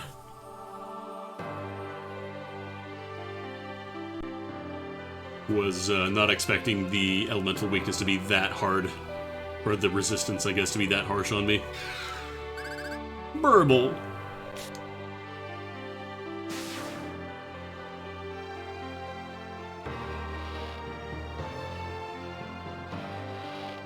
It's bullet hell, turn-based strategy, bingo, Valkyrie profile, real-time, turn-based.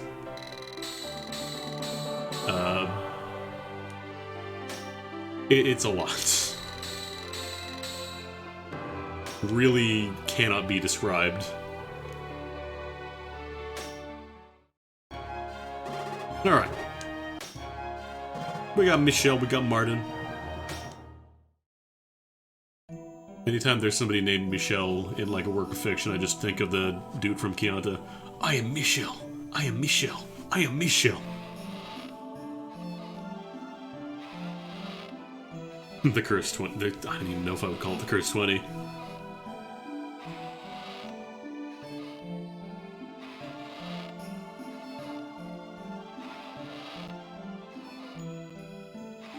It's not like a bad game, it's just really, really weird.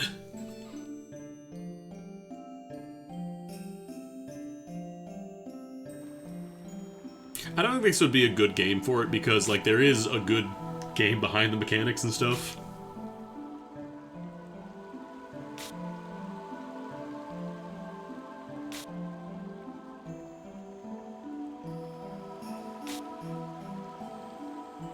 Hey, if you're dead, say something. Damn, well, nobody responded. How long would it take to relearn all this shit? Probably a minute. This is like reasonable 50. This is the thing that's like, I bet you couldn't learn all this game and play it.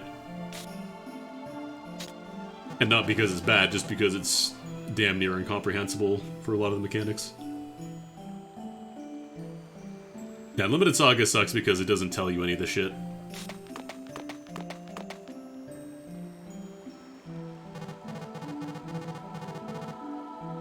this game gives you an hour and a half of tutorials if you want them, but will not force you to unless you turn on the option to do so.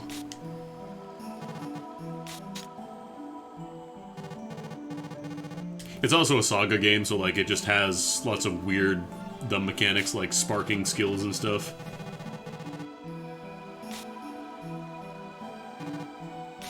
A classic move in a Saga game where you don't actually... The game will never tell you when you get to move something or learn something, you just kind of... it just happens.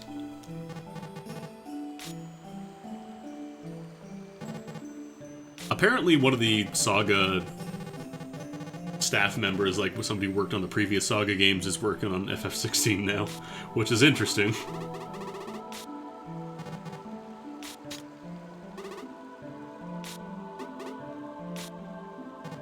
DJ, what am I doing here? Kate, why can't I remember?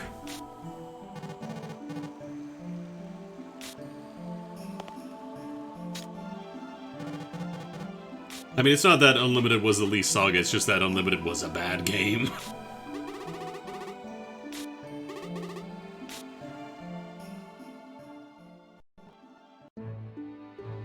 Mazes and Monsters. It's a good movie. One of Tom Hanks' first acting roles. A weird cautionary tale about Dungeons and Dragons that'll cause you to lose your sense of self and think you are Pardieu, the Great Mage? Okay, let's see. I'm almost not wanting to put points into Johann here because he doesn't have a whole lot of vitality left. Oh, I should probably read these. I don't think I looked at these. I'm actually going to be right back. I'm going to run to the washroom and be back in a minute.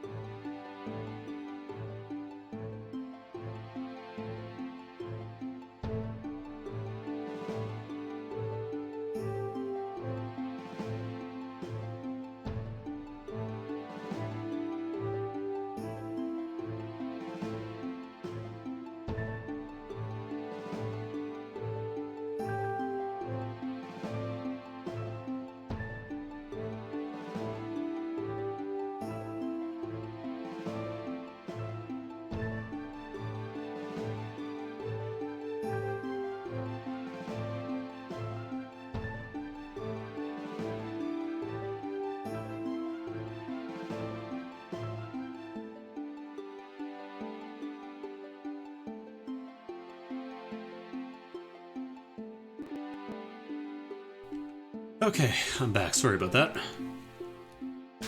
Just forgot to use the washroom before I started streaming. Really should do that before I start.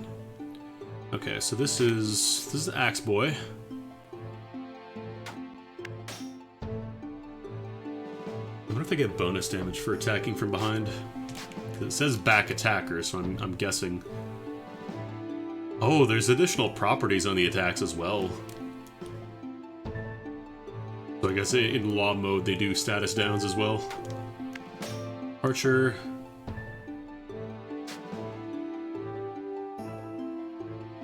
Barrage.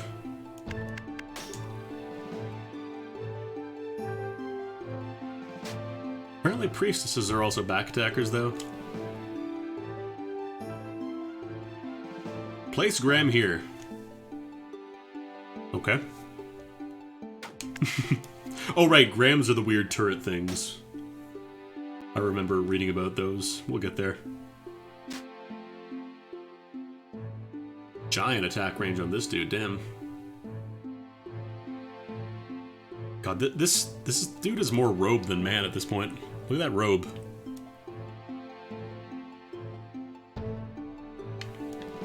Acceptable wizard robes going on here. Lance Knight, and then yeah, Lancers. Okay, so they always move 2 spaces. Yeah, this is like approaching Rug Wizard. This is the in-between form. That's the Ivysaur of the Rug Wizard.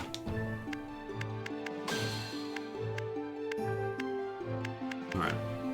Probably gonna be using Martin a lot because moving around seems quite useful. Get him a level. Thank you. Get Moira a level. Not that I'm gonna be using these experience for anything else anyways. Bon Clavel!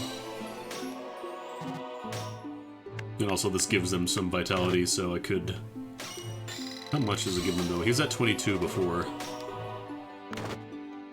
20, so not a lot though. You get a little bit of vitality. Probably just kind of delaying the inevitable.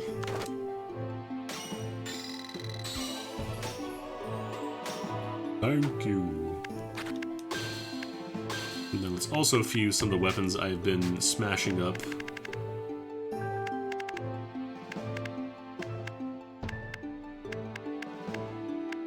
I have a lot of frozen axes.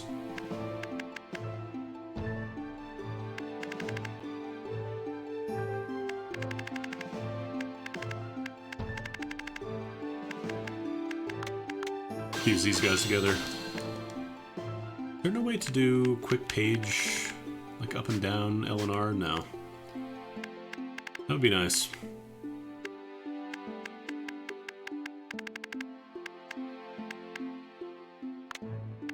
Guess Halberd's about to break, so I might as well just fuse that one. Oh, you can disassemble stuff. Maybe I should do that for things that are about to break then. Winkle stick! Oh yeah, let's check out this Zantetsu. What is that?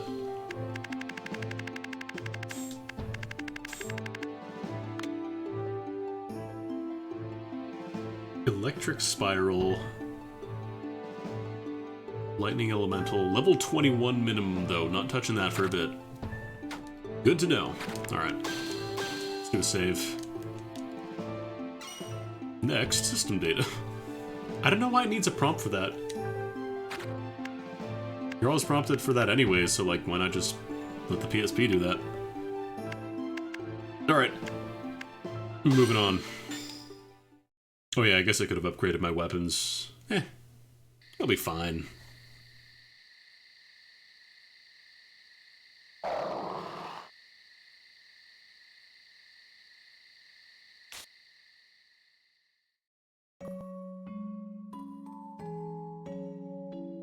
The Lionheart King.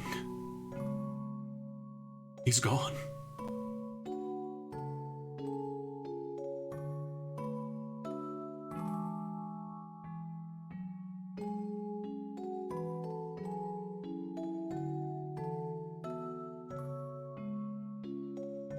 It is a little hard to follow the story when it keeps jumping back and forth. Biggest thing I've got going right now is that shit kinda sucks. There was a pact between the humans and the Tiamats or the dragons or whatever, but that may be breaking. And it's now to the point where everybody is kind of realizing, hey, shit's going down.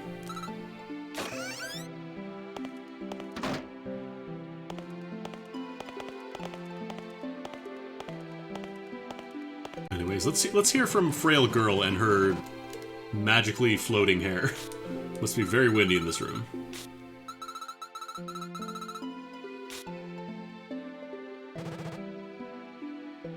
I haven't seen you forever. Yes, I was busy.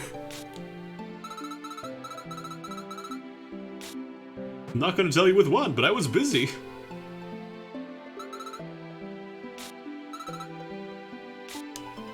Hey, where's the prince? He went to the store. Our part in the story is picking up the souls of random people. But all we know is that we are this armored maiden, I guess, following her.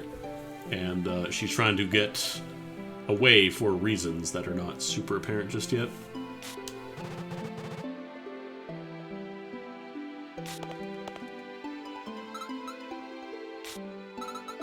Yes, helping him. That's what I'm doing.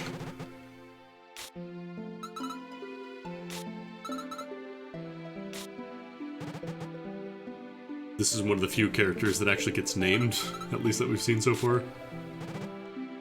Everyone else is just grandfather, scared knight, hungry knight, big knight.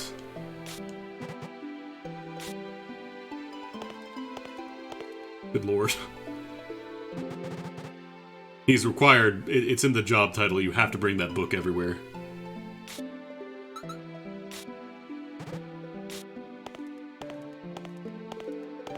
Prime Chancellor Evilus, betray us. Judas, betray us. Come forth. I need to speak to you, and I need to tell you my secrets.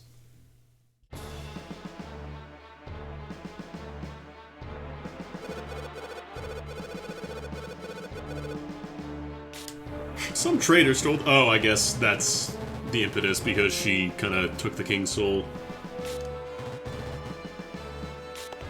And is trying to do things with it.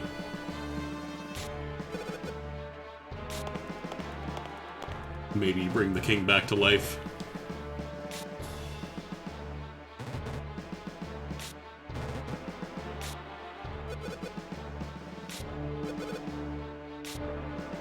We might actually have a boss fight coming up soon.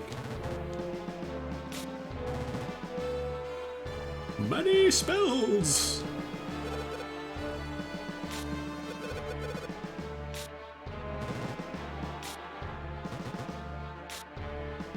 The reason is that she knows many spells.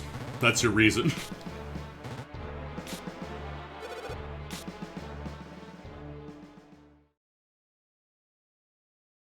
So I was doing some research before the stream started. Can you believe that there are more followers on Twitch for Baby's Day Out than there are for Nights in the Nightmare? Baby's Day Out on Twitch has 80 followers versus Nights in the Nightmare, which has 63. That's fucked up. There are more followers for a game that never got released, as opposed to a game that, in fact, got multiple releases.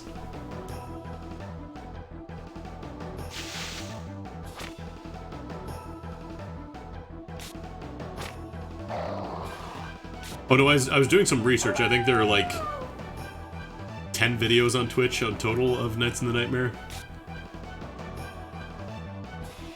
Or at least that are videos that still exist and haven't gotten purged.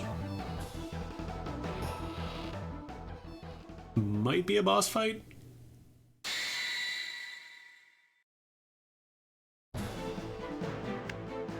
Okay, yeah, this is a boss, so bosses don't follow the bingo rules.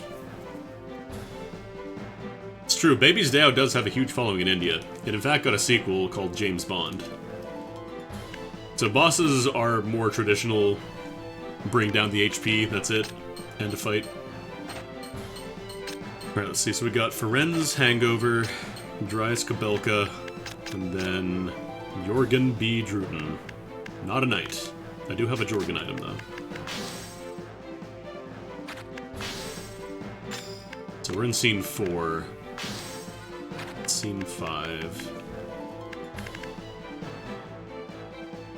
Bosses are just, you deplete their HP to kill them. So this guy's got 10,000 HP. He's level 60. Doesn't appear to have any elemental resistances because it's just neutral. You can sort the item list, yeah. You can sort, I believe, by name, quantity, or quality, element. Just basically, you can sort by whatever you want. Okay. So... who are our guests here? I wonder if Jorgen is going to make a recruitment item after I give him that knife, and then I can recruit one of these people. So we're looking at an archer and a warrior right now, so I want to give a bow. I could replace them with my own, but I might as well use them because if I don't get to keep them, you know, what am I getting out of it? So I have handmade bow. I think this is my only bows, actually. I don't really have a lot. Seems like that only really works in chaos mode. And then for... Renz is a warrior.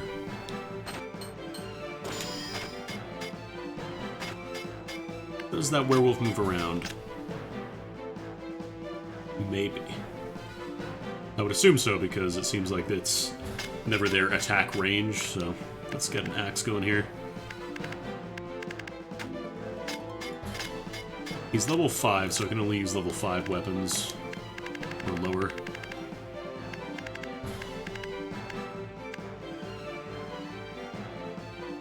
Could use this one a little more. Then I've got a bow. I don't know if I want to use multiple weapons, because that'll drain all their durability. It doesn't matter how many times you attack, it's just if you use them for that turn, it's one durability that goes down. I'll just try with these two for now. I also like that you can't read any of the loading screen tips, because I'm technically running off of a hard drive, I guess. It's not loading off a UMD. Engage. Alright, okay, it's moving at least. Shooting range. Oh, hello. Bump up the speed a little bit on the Wisp here. Warrior. Activate. Maximum charging. Oh, Maximum power. Break out. okay. Smash it. Excellent. Object open. Item. Oh, damn, those stay around for a while. Attack. Also do a lot of damage. Warrior. Activate. Maximum charging. Open fire. Maximum breakout. Summer smash hit. Good. Smash hit. Enforce the law. Yeah, well, my archer... Shooting range. Can he do... well, he needs to build up some power here. Maximum range. Oh, jeez. Special action. That is extremely the same stock sound effect. Oh, he gets weak after he howls. Okay. Activating maximum range. Attack. You're going down. It worked. Okay, I can get some gems at least. Chaos rain. The bow. The archer. Charging. Maximum power. Nope. There we go. I'll carve you into pieces. Combat is a hell of a thing, Scruffapone. It's... you have to dodge bullets with your cursor, like your cursor is how you dodge things.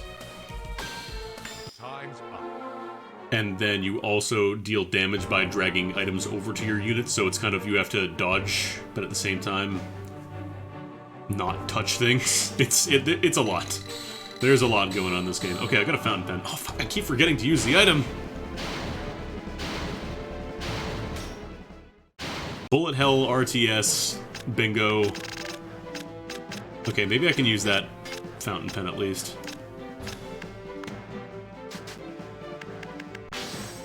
No, that's for Area 6, apparently. Yeah, no problem. There's a lot going on here. Okay, at the very least now we know we can hit with both characters. So this time I just need to remember to attack with the knife. Get ready. Engage. The item special action. Because he might give me a recruitment item.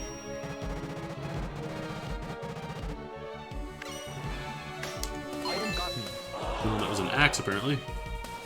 The bow. Uh, The archer charging. Maximum power. can I attack you from here, though? Ooh, hello.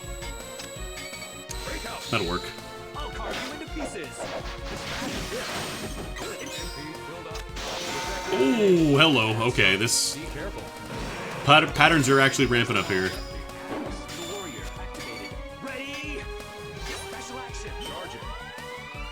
Oh god, this charge is real slow. Heavy attack. There's not much time left. I know there's not much time left. Suffer an icy death. Okay, at least hit him with that, but man, it didn't do a lot of damage. The axe attached. The warrior activate. Maximum times up. Yeah, the recruitment item it's very possible it was in some terrain. Again, I'm not going for like a full clear or whatever. I'm just looking to clear the game, and that's kind of it.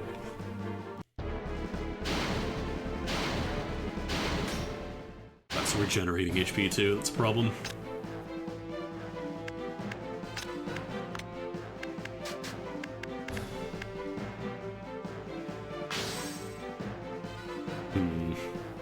Can't actually use that, it's level 26. Chaos Axe is level 19. I need to be more careful with these attacks because they're real risky. Real bad to get hit by. I'm also going to switch this off because that effect is really bad for me, the charge time reduction. Are there any better axes I can use? I think these are both the same, roughly. It's just elemental difference. But that charge time reduction is definitely bad.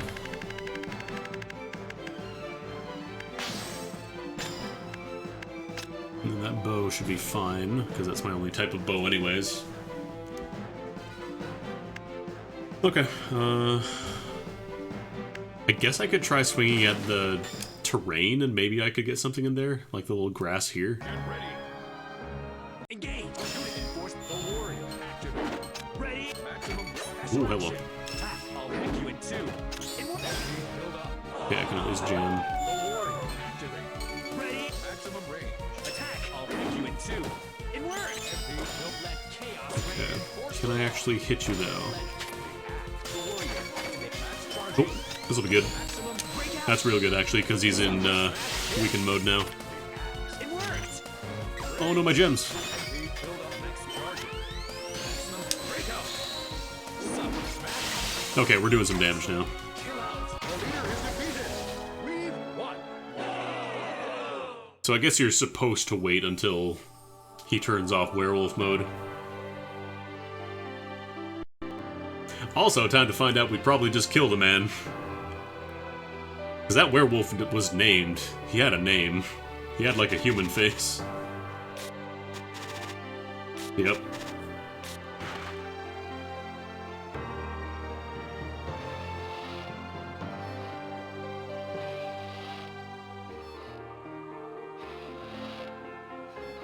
I am curious how going back to old maps works, though.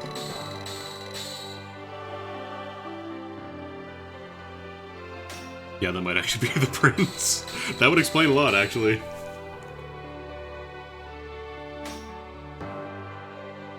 They could be related. We don't know if the prince is named Jamie or not.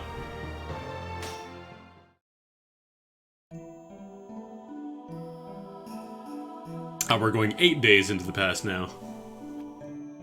Or I guess 8 days before the attack, whenever that takes place relative to where we are right now.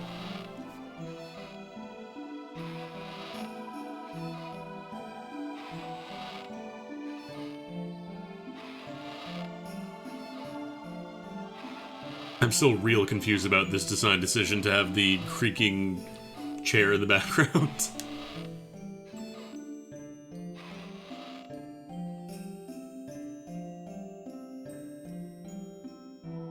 Like maybe it's supposed to be somebody sitting in a rocking chair telling you the story? I don't know. Muscular Knights. It's too bad I didn't get to recruit either of them. But, stink game.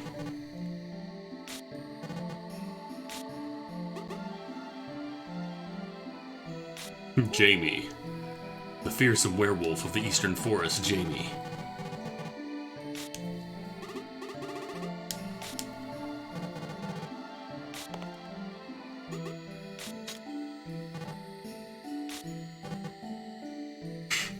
you want to fight a werewolf? Nah, not really.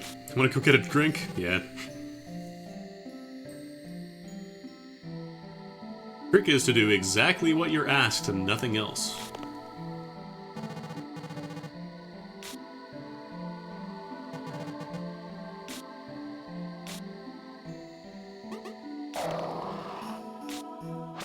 Grrr.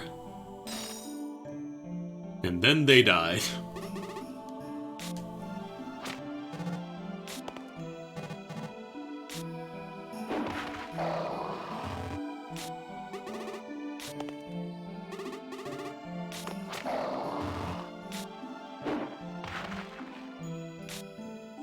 Destroyed.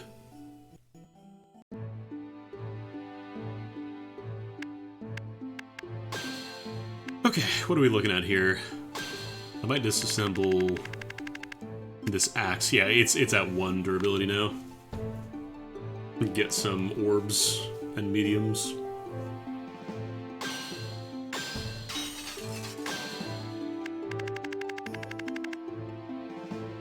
Twinkle stick. Like, I want to enhance stuff, but it kind of sucks when you enhance something and it got an effect that slows down your charge. You are motherfucker.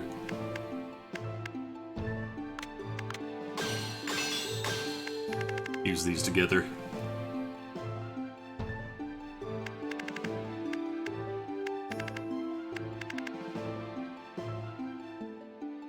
I wonder if I fuse these, do they keep the same effect?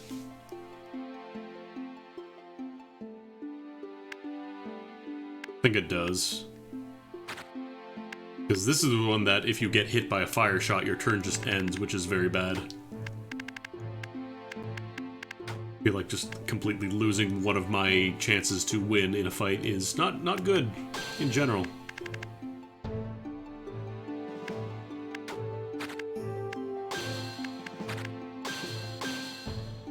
I did get a bunch of experience from that fight, though. Ooh, Michelle is not looking so hot here. I might transol him, actually.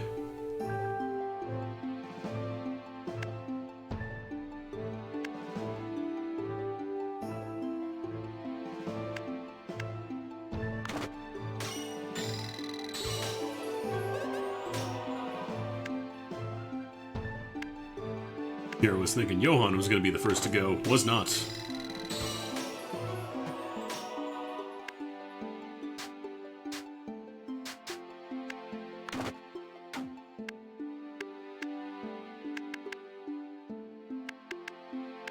What's the difference between a knight and a warrior?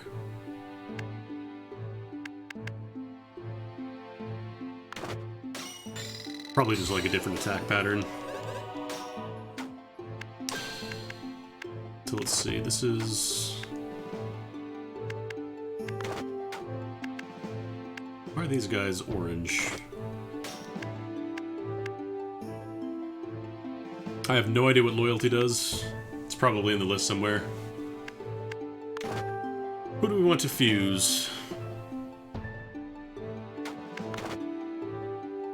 Apparently, fusing Michelle into Johann makes him very beefy.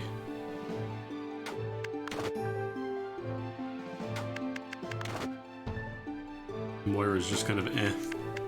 I wonder if loyalty is like a modifier on how much stats you get when you do a transol or whatever. That might be it.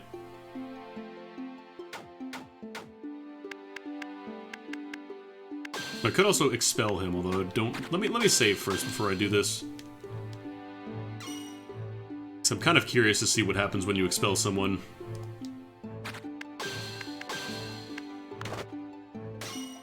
Like, it doesn't tell me what I get, it just says, will be expelled.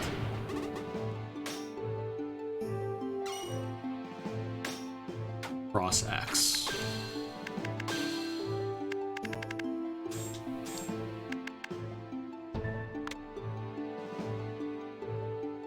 Level 5 minimum. 10 durability, shining rage. Doesn't seem all that super great.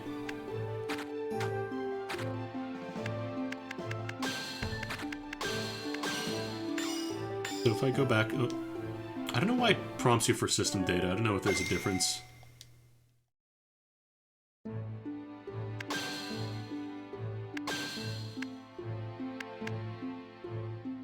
Yeah, you get the cross axe for expelling him. Because, like, you can either transfer them and fuse them into someone else.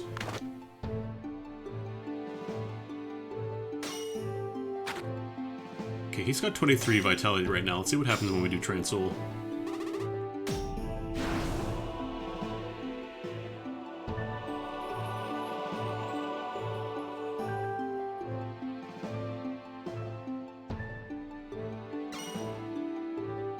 Glorious Soul! So he levels up. Maximum level increases. And vitality doesn't really get a ton. I wonder if it just adds the vitality into his.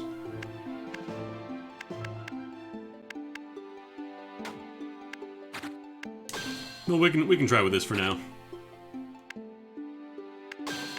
Also enhance some weapons and hopefully not get those garbage effects again.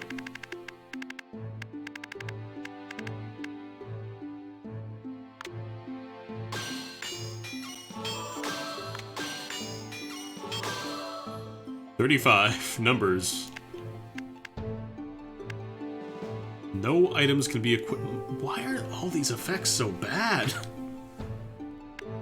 I don't think I missed anything in that tutorial. I think it just said you get effects when you upgrade items, but they're not always good. I mean, I'm like just really bad luck. There are good effects, like you saw them in that hilarious screenshot in the tutorial, right? I'll try upgrading this one.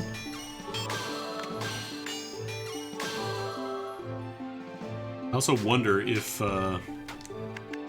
they always get the same effect or it's different every time. Okay, these got the exact same thing, which makes me think the effects are in fact fixed.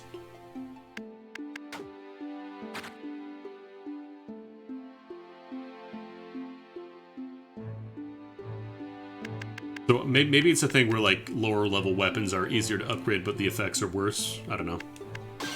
I'll just try going to the next map, see how we do. No name.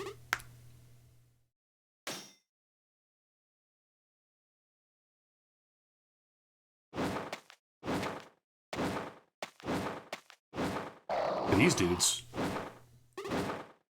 Ruins monster. It's no Skull Orb, but it'll do. Skull Orb, I think, is top tier monster dialogue.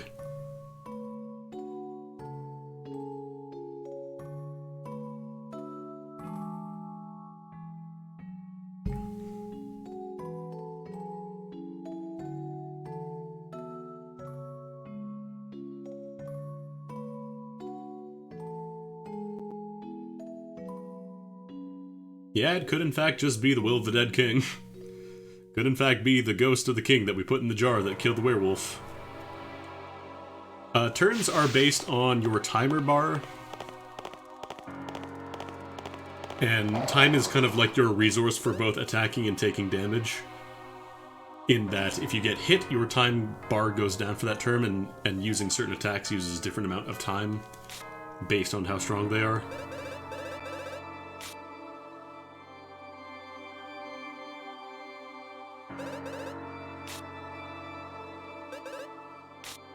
Sounded like screaming? Sounded like murder? I think it was murder. Let's go check out the murder. Ah, right. James. Lose condition is told to you before the fight. Usually it is going too many turns without getting a bingo.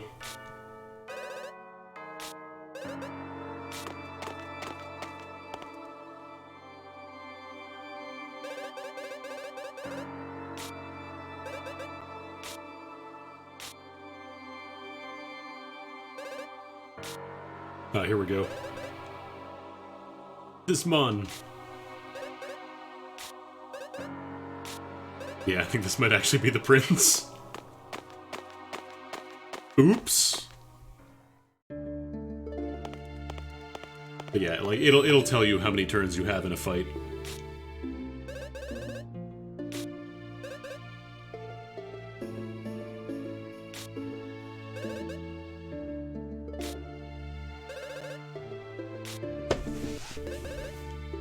Yeah, I'm thinking that we're controlling the king as the soul.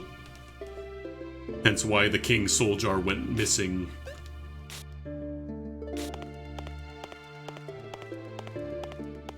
And she's trying to track us down for some reason.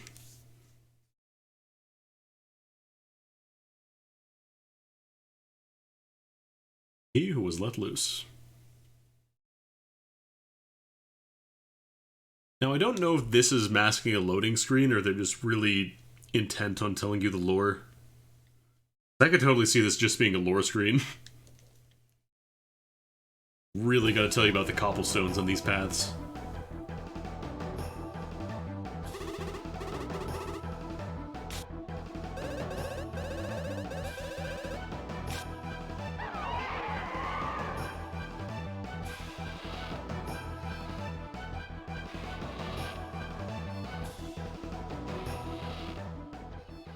Monster in town. Okay, what are we looking at here? We got some barrels. We got a sign. We got Melfi Koenig, sorry. Monk Walsh, not a knight. Natty Elliott, not a knight. Barrel, not a knight. Barrel, not a knight.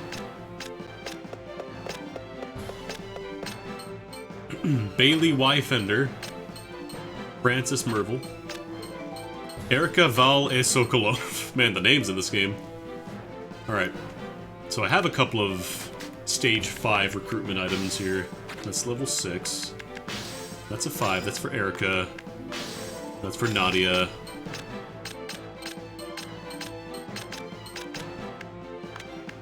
Do we have any more recruitment items? It doesn't seem like it. I might get some by breaking these terrain pieces, though. Teapot. The names are not randomly generated. Okay, so we have... She's a duelist, so I can finally use those duelist weapons.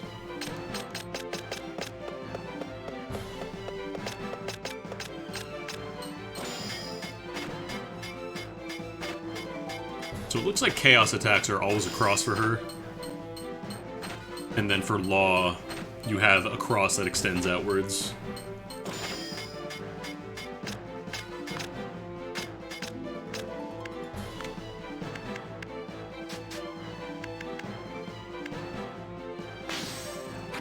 The bow. Here we go. I can start finally using this bloody rapier. Do I have any other duelist weapons? I think those are the only ones.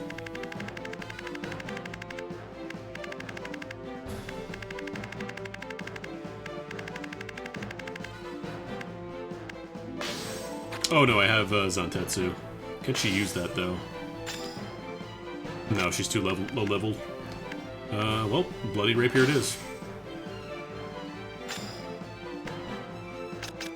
And then for Francis, she's a hermit, so let's give her one of those knives.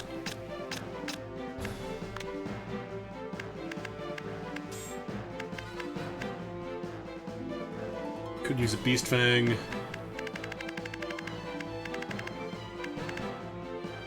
These ice picks, which sadly have this effect that I keep getting. Let's just use the Beast Fang.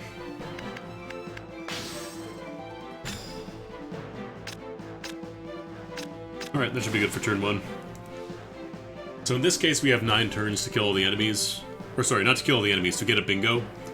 Because notice down in the bottom left there, in the corner, you have to get a line. You play bingo. And by killing a monster, you get one of those spots on the board. So once you finish a round, either by killing all the enemies or by running out of time, you then get another set of enemies and they go to different places on the bingo board. It sounds very confusing, and it is.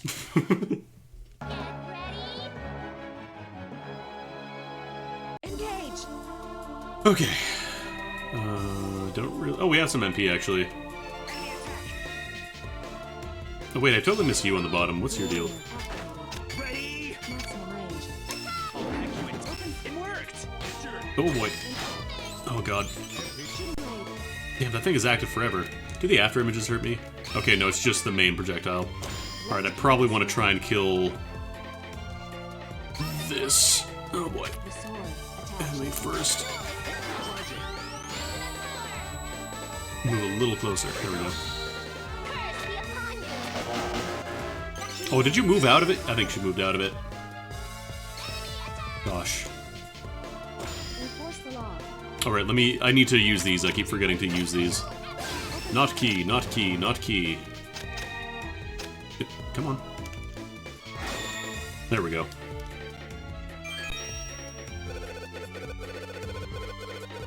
Alright. We got a knife. And then that's for Erica.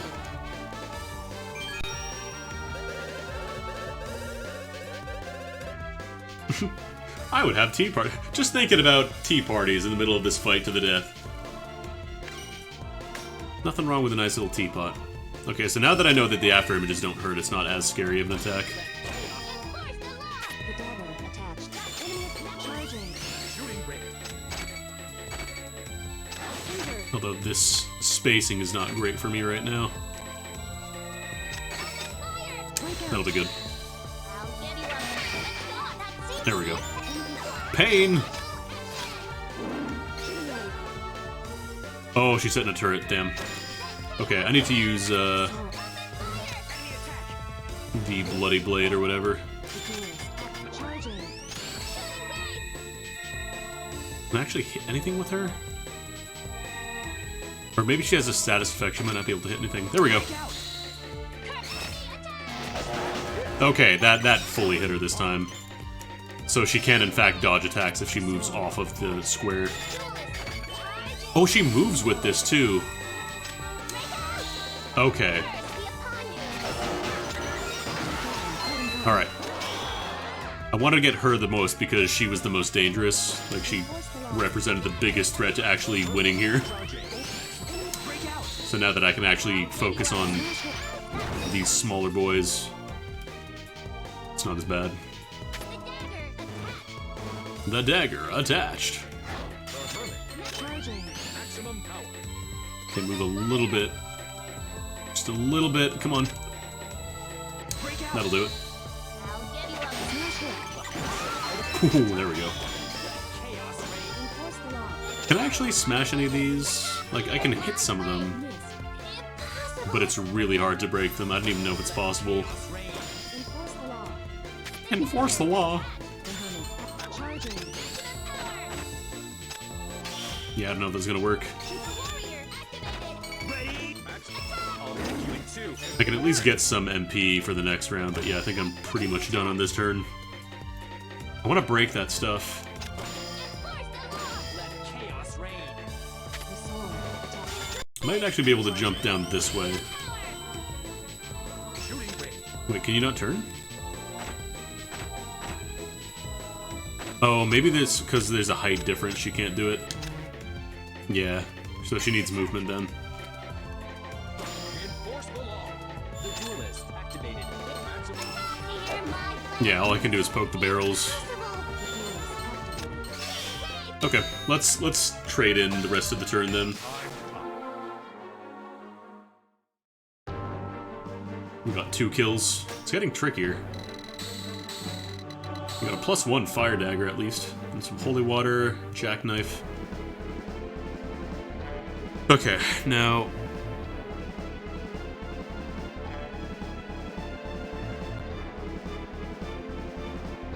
I don't think I can get a kill, like a full clear here. I can get close to one though.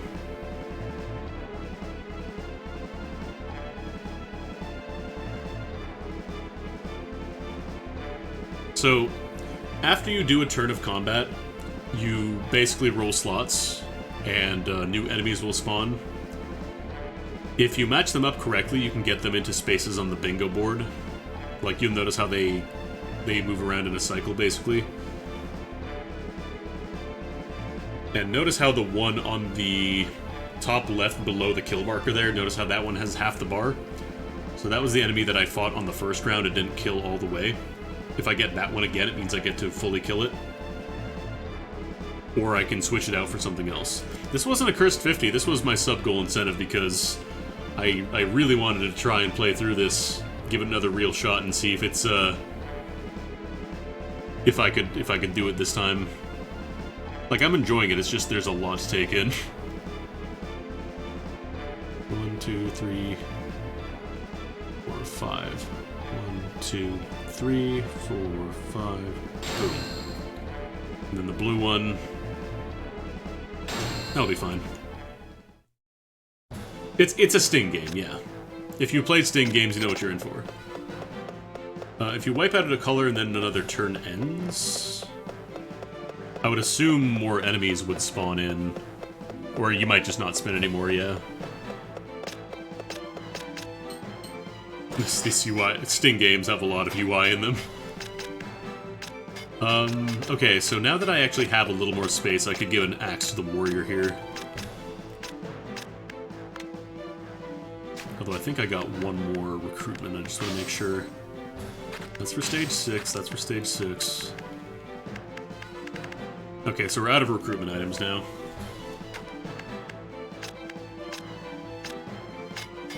So Erica's gonna join us, Francis will not, Bailey will not.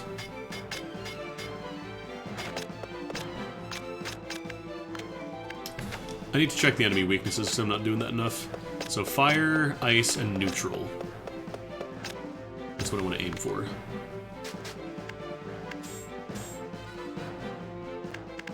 So this sword is neutral elemental.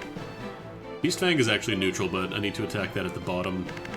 Do I have any neutral axes? I don't think I have any neutral axes. Keep using Frozen Axe, I guess.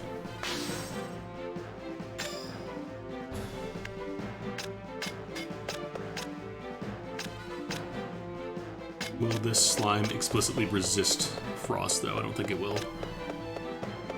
Ice on fire.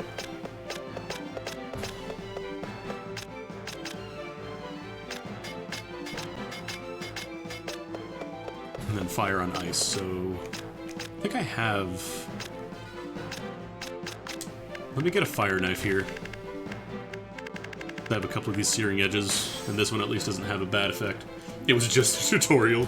I mean, that's pretty long, though. Like, the tutorial for this game is at least an hour and a half. Yeah, the Wii Nintendo channel stuff doesn't exist anymore. And then the rapier seems to be working pretty well, although I can't really do much right now with her. Could switch her out, because if she's gonna join me, so I could actually I conserve some of her stats here. Could use my nameless archer. Could do that. Get a bow in here. Yeah, that's the thing. If you try to 100% this game, you need to follow a guide. There is no way you'd be getting everything in this game the first time. Because it's a Sting game, I can already tell you. They hate when you get everything your first time. They just hate it. What? Oh. Wait a minute. Oh, right, did I swap around? He's a hermit. Oh, right, that's the rapier. I thought that was a dagger. Okay. Well, we can unequip that, I guess. How do I unequip something?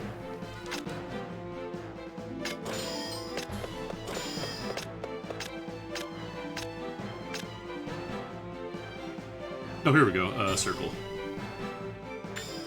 There we go. You're hearing tapping noises because that is the sound of the range movement. Some units have different ranges, so it's showing you where the different attack locations are for them. And the tapping there is the enemy's movement range, so they'll go in a square, basically.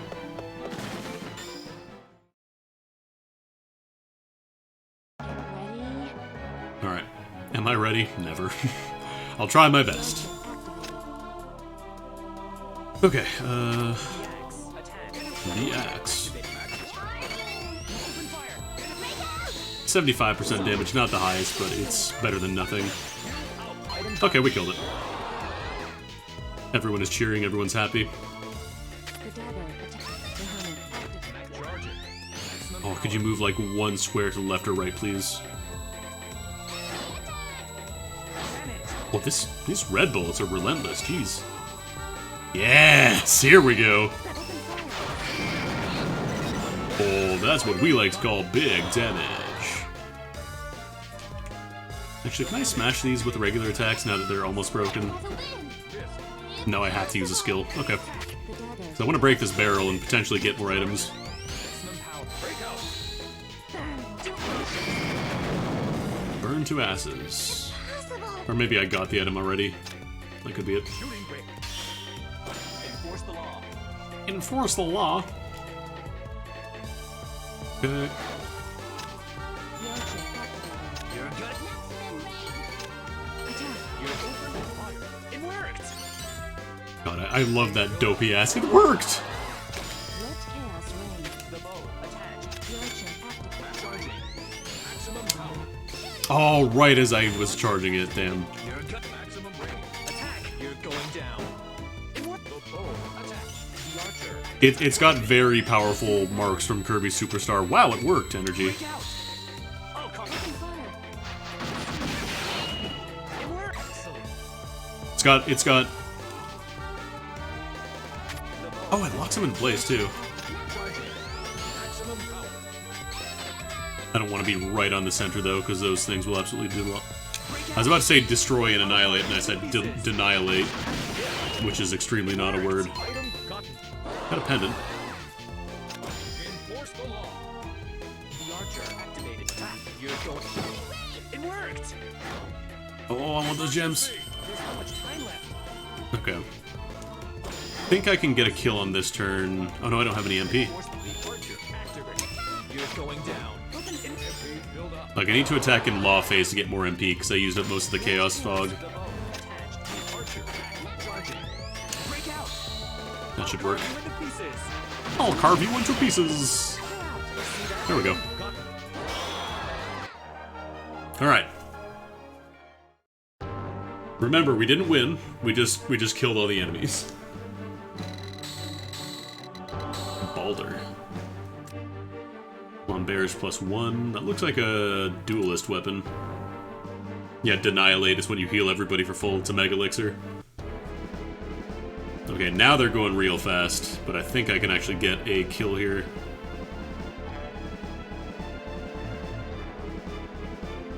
So, triangle. There we go.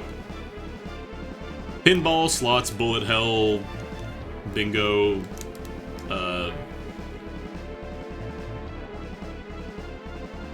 gotcha.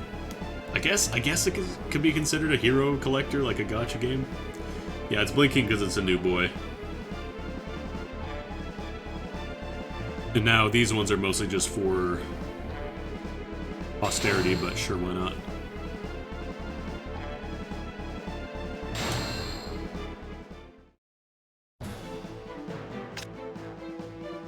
Alright, so...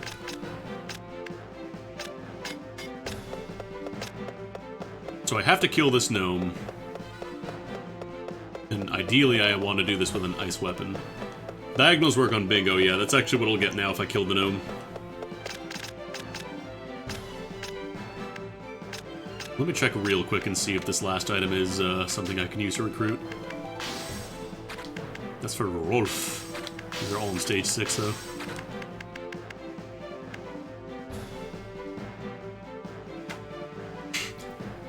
This might be a gender reveal party, I don't know. At the end of the game, it might just say, it's a boy.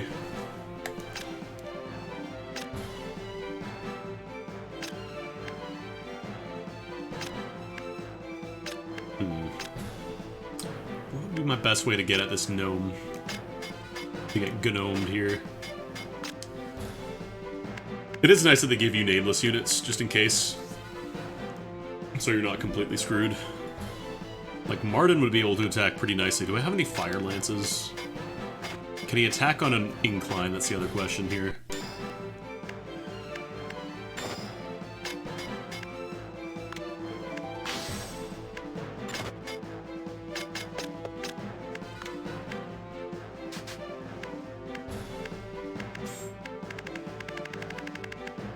It'd be really nice if there was a way to go multiple pages here, though, instead of having to scroll through the menu.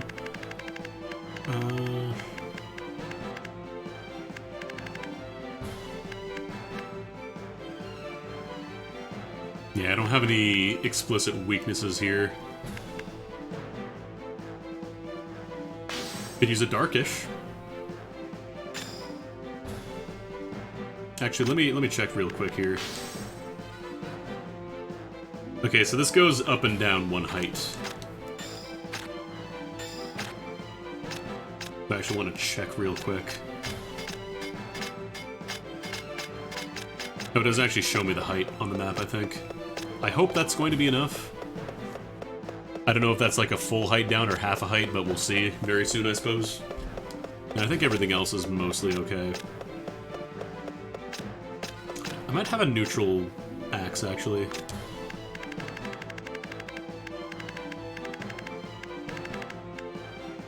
Oh no, it's a Chaos Axe and Slashers. Damn. I don't have any neutral axes. I have the Francisca, which is level... Actually, can you use that? Bailey can use that. Never mind. We're good. And then this I can actually take off because I don't have an archer for this turn. Fill 1 line of kill markers. Easy. Ready? The Lance Knight activated. I don't have any MP right now. That's not good. Enforce the law. The warrior activated. Ooh, they were doing a lot of attacks too. Maximum attack. Okay, I think I can attack downwards at least. Build up. Shooting ring. Oh, hello. Jeez. Okay, Let chaos reign. Enforce the lance knight. Maximum charger. Maximum power. oh, that's not good at all. I will corrupt your soul. MP buildup. It worked. Okay, it's some damage. It worked. Shooting rain. Lance knight. Maximum Charging. maximum breakout. I guess it just explicitly resists darkness. Damn, that sucks. It worked. That's what I get for trying a different weapon. Attack. MP buildup. I need some MP. Also, these boxes you can hover over with your Wisp to kind of get additional bonuses. Ooh, that's a lot of MP. That's a lot of MP. Hell yeah. That is good. The lance attached. I think I can kill by the end of this turn as long as I don't take too many hits. Oh, chill, chill, chill. Oh, I might actually get a big hit there. Maybe not. I think height actually might reduce the damage.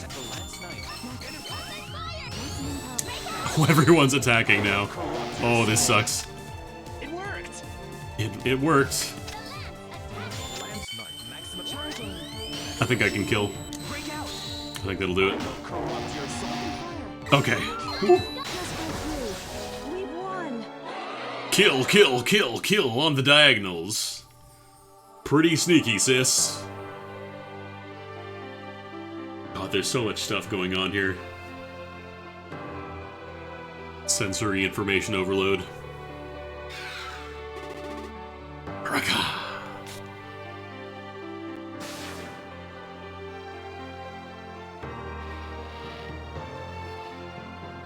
Are you searching for that maiden using barely glimpsed fragments of memory as clues? You dumbass. Why would you do that? You're a ghost. Yeah, that last run was not good because I had to... I need to read the information more.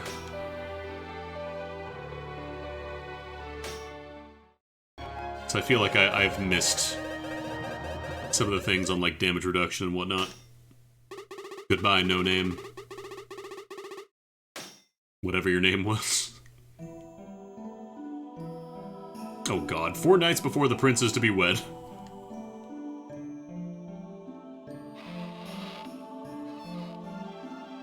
Calendar would be great.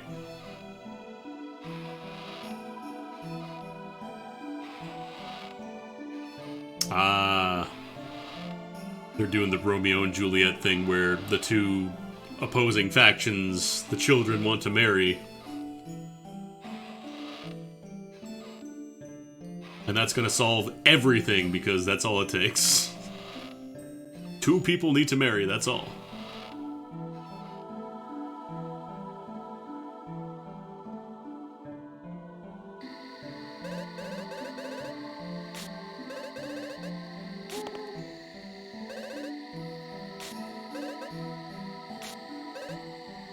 Who's a lucky girl? She's a dragon.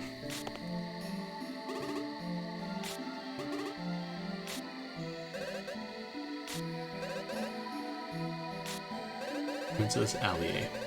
Allier.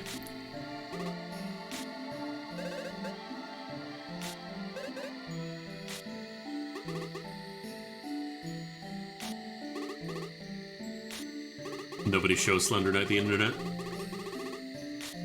There are a lot of people who would marry a dragon.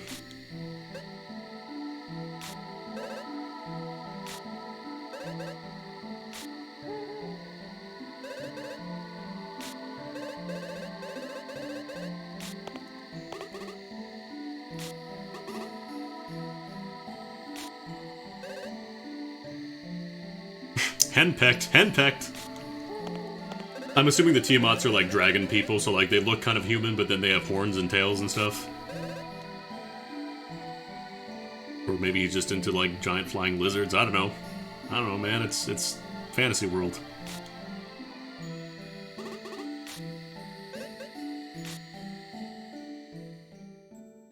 Dragon or reverse dragon. Okay. I think we will call it there for now because I think another fight would probably take another 30 to 40 minutes and getting everything set up in time. And that'll probably go over the time I have to stream today, so we'll call it a little early. But yeah, thanks for coming out to see some Nights in the Nightmare. I'll definitely be continuing this. It'll probably be like a weekly thing because I can't imagine I can take much of this at once, like multiple days in a single week. So we'll kind of give people a chance to breathe on this, and then we'll come back to it. Like maybe every Thursday or something, I think would be a good time. I should actually start doing raids instead of just hosting, because raids actually drop viewers in somebody's channel, whereas hosting doesn't do that. They have to click through. So I'm gonna start doing that from now on.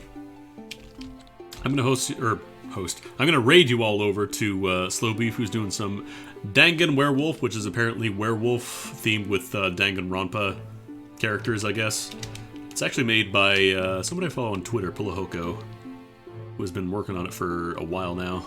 But yeah, go enjoy Slow Beef, and have a good one. I don't actually know if Twitch raids go off immediately. Let me see. Twitch raid. Let me Google this, because it doesn't tell me any kind of timer in the chatty window that I'm using. It just says, trying to raid.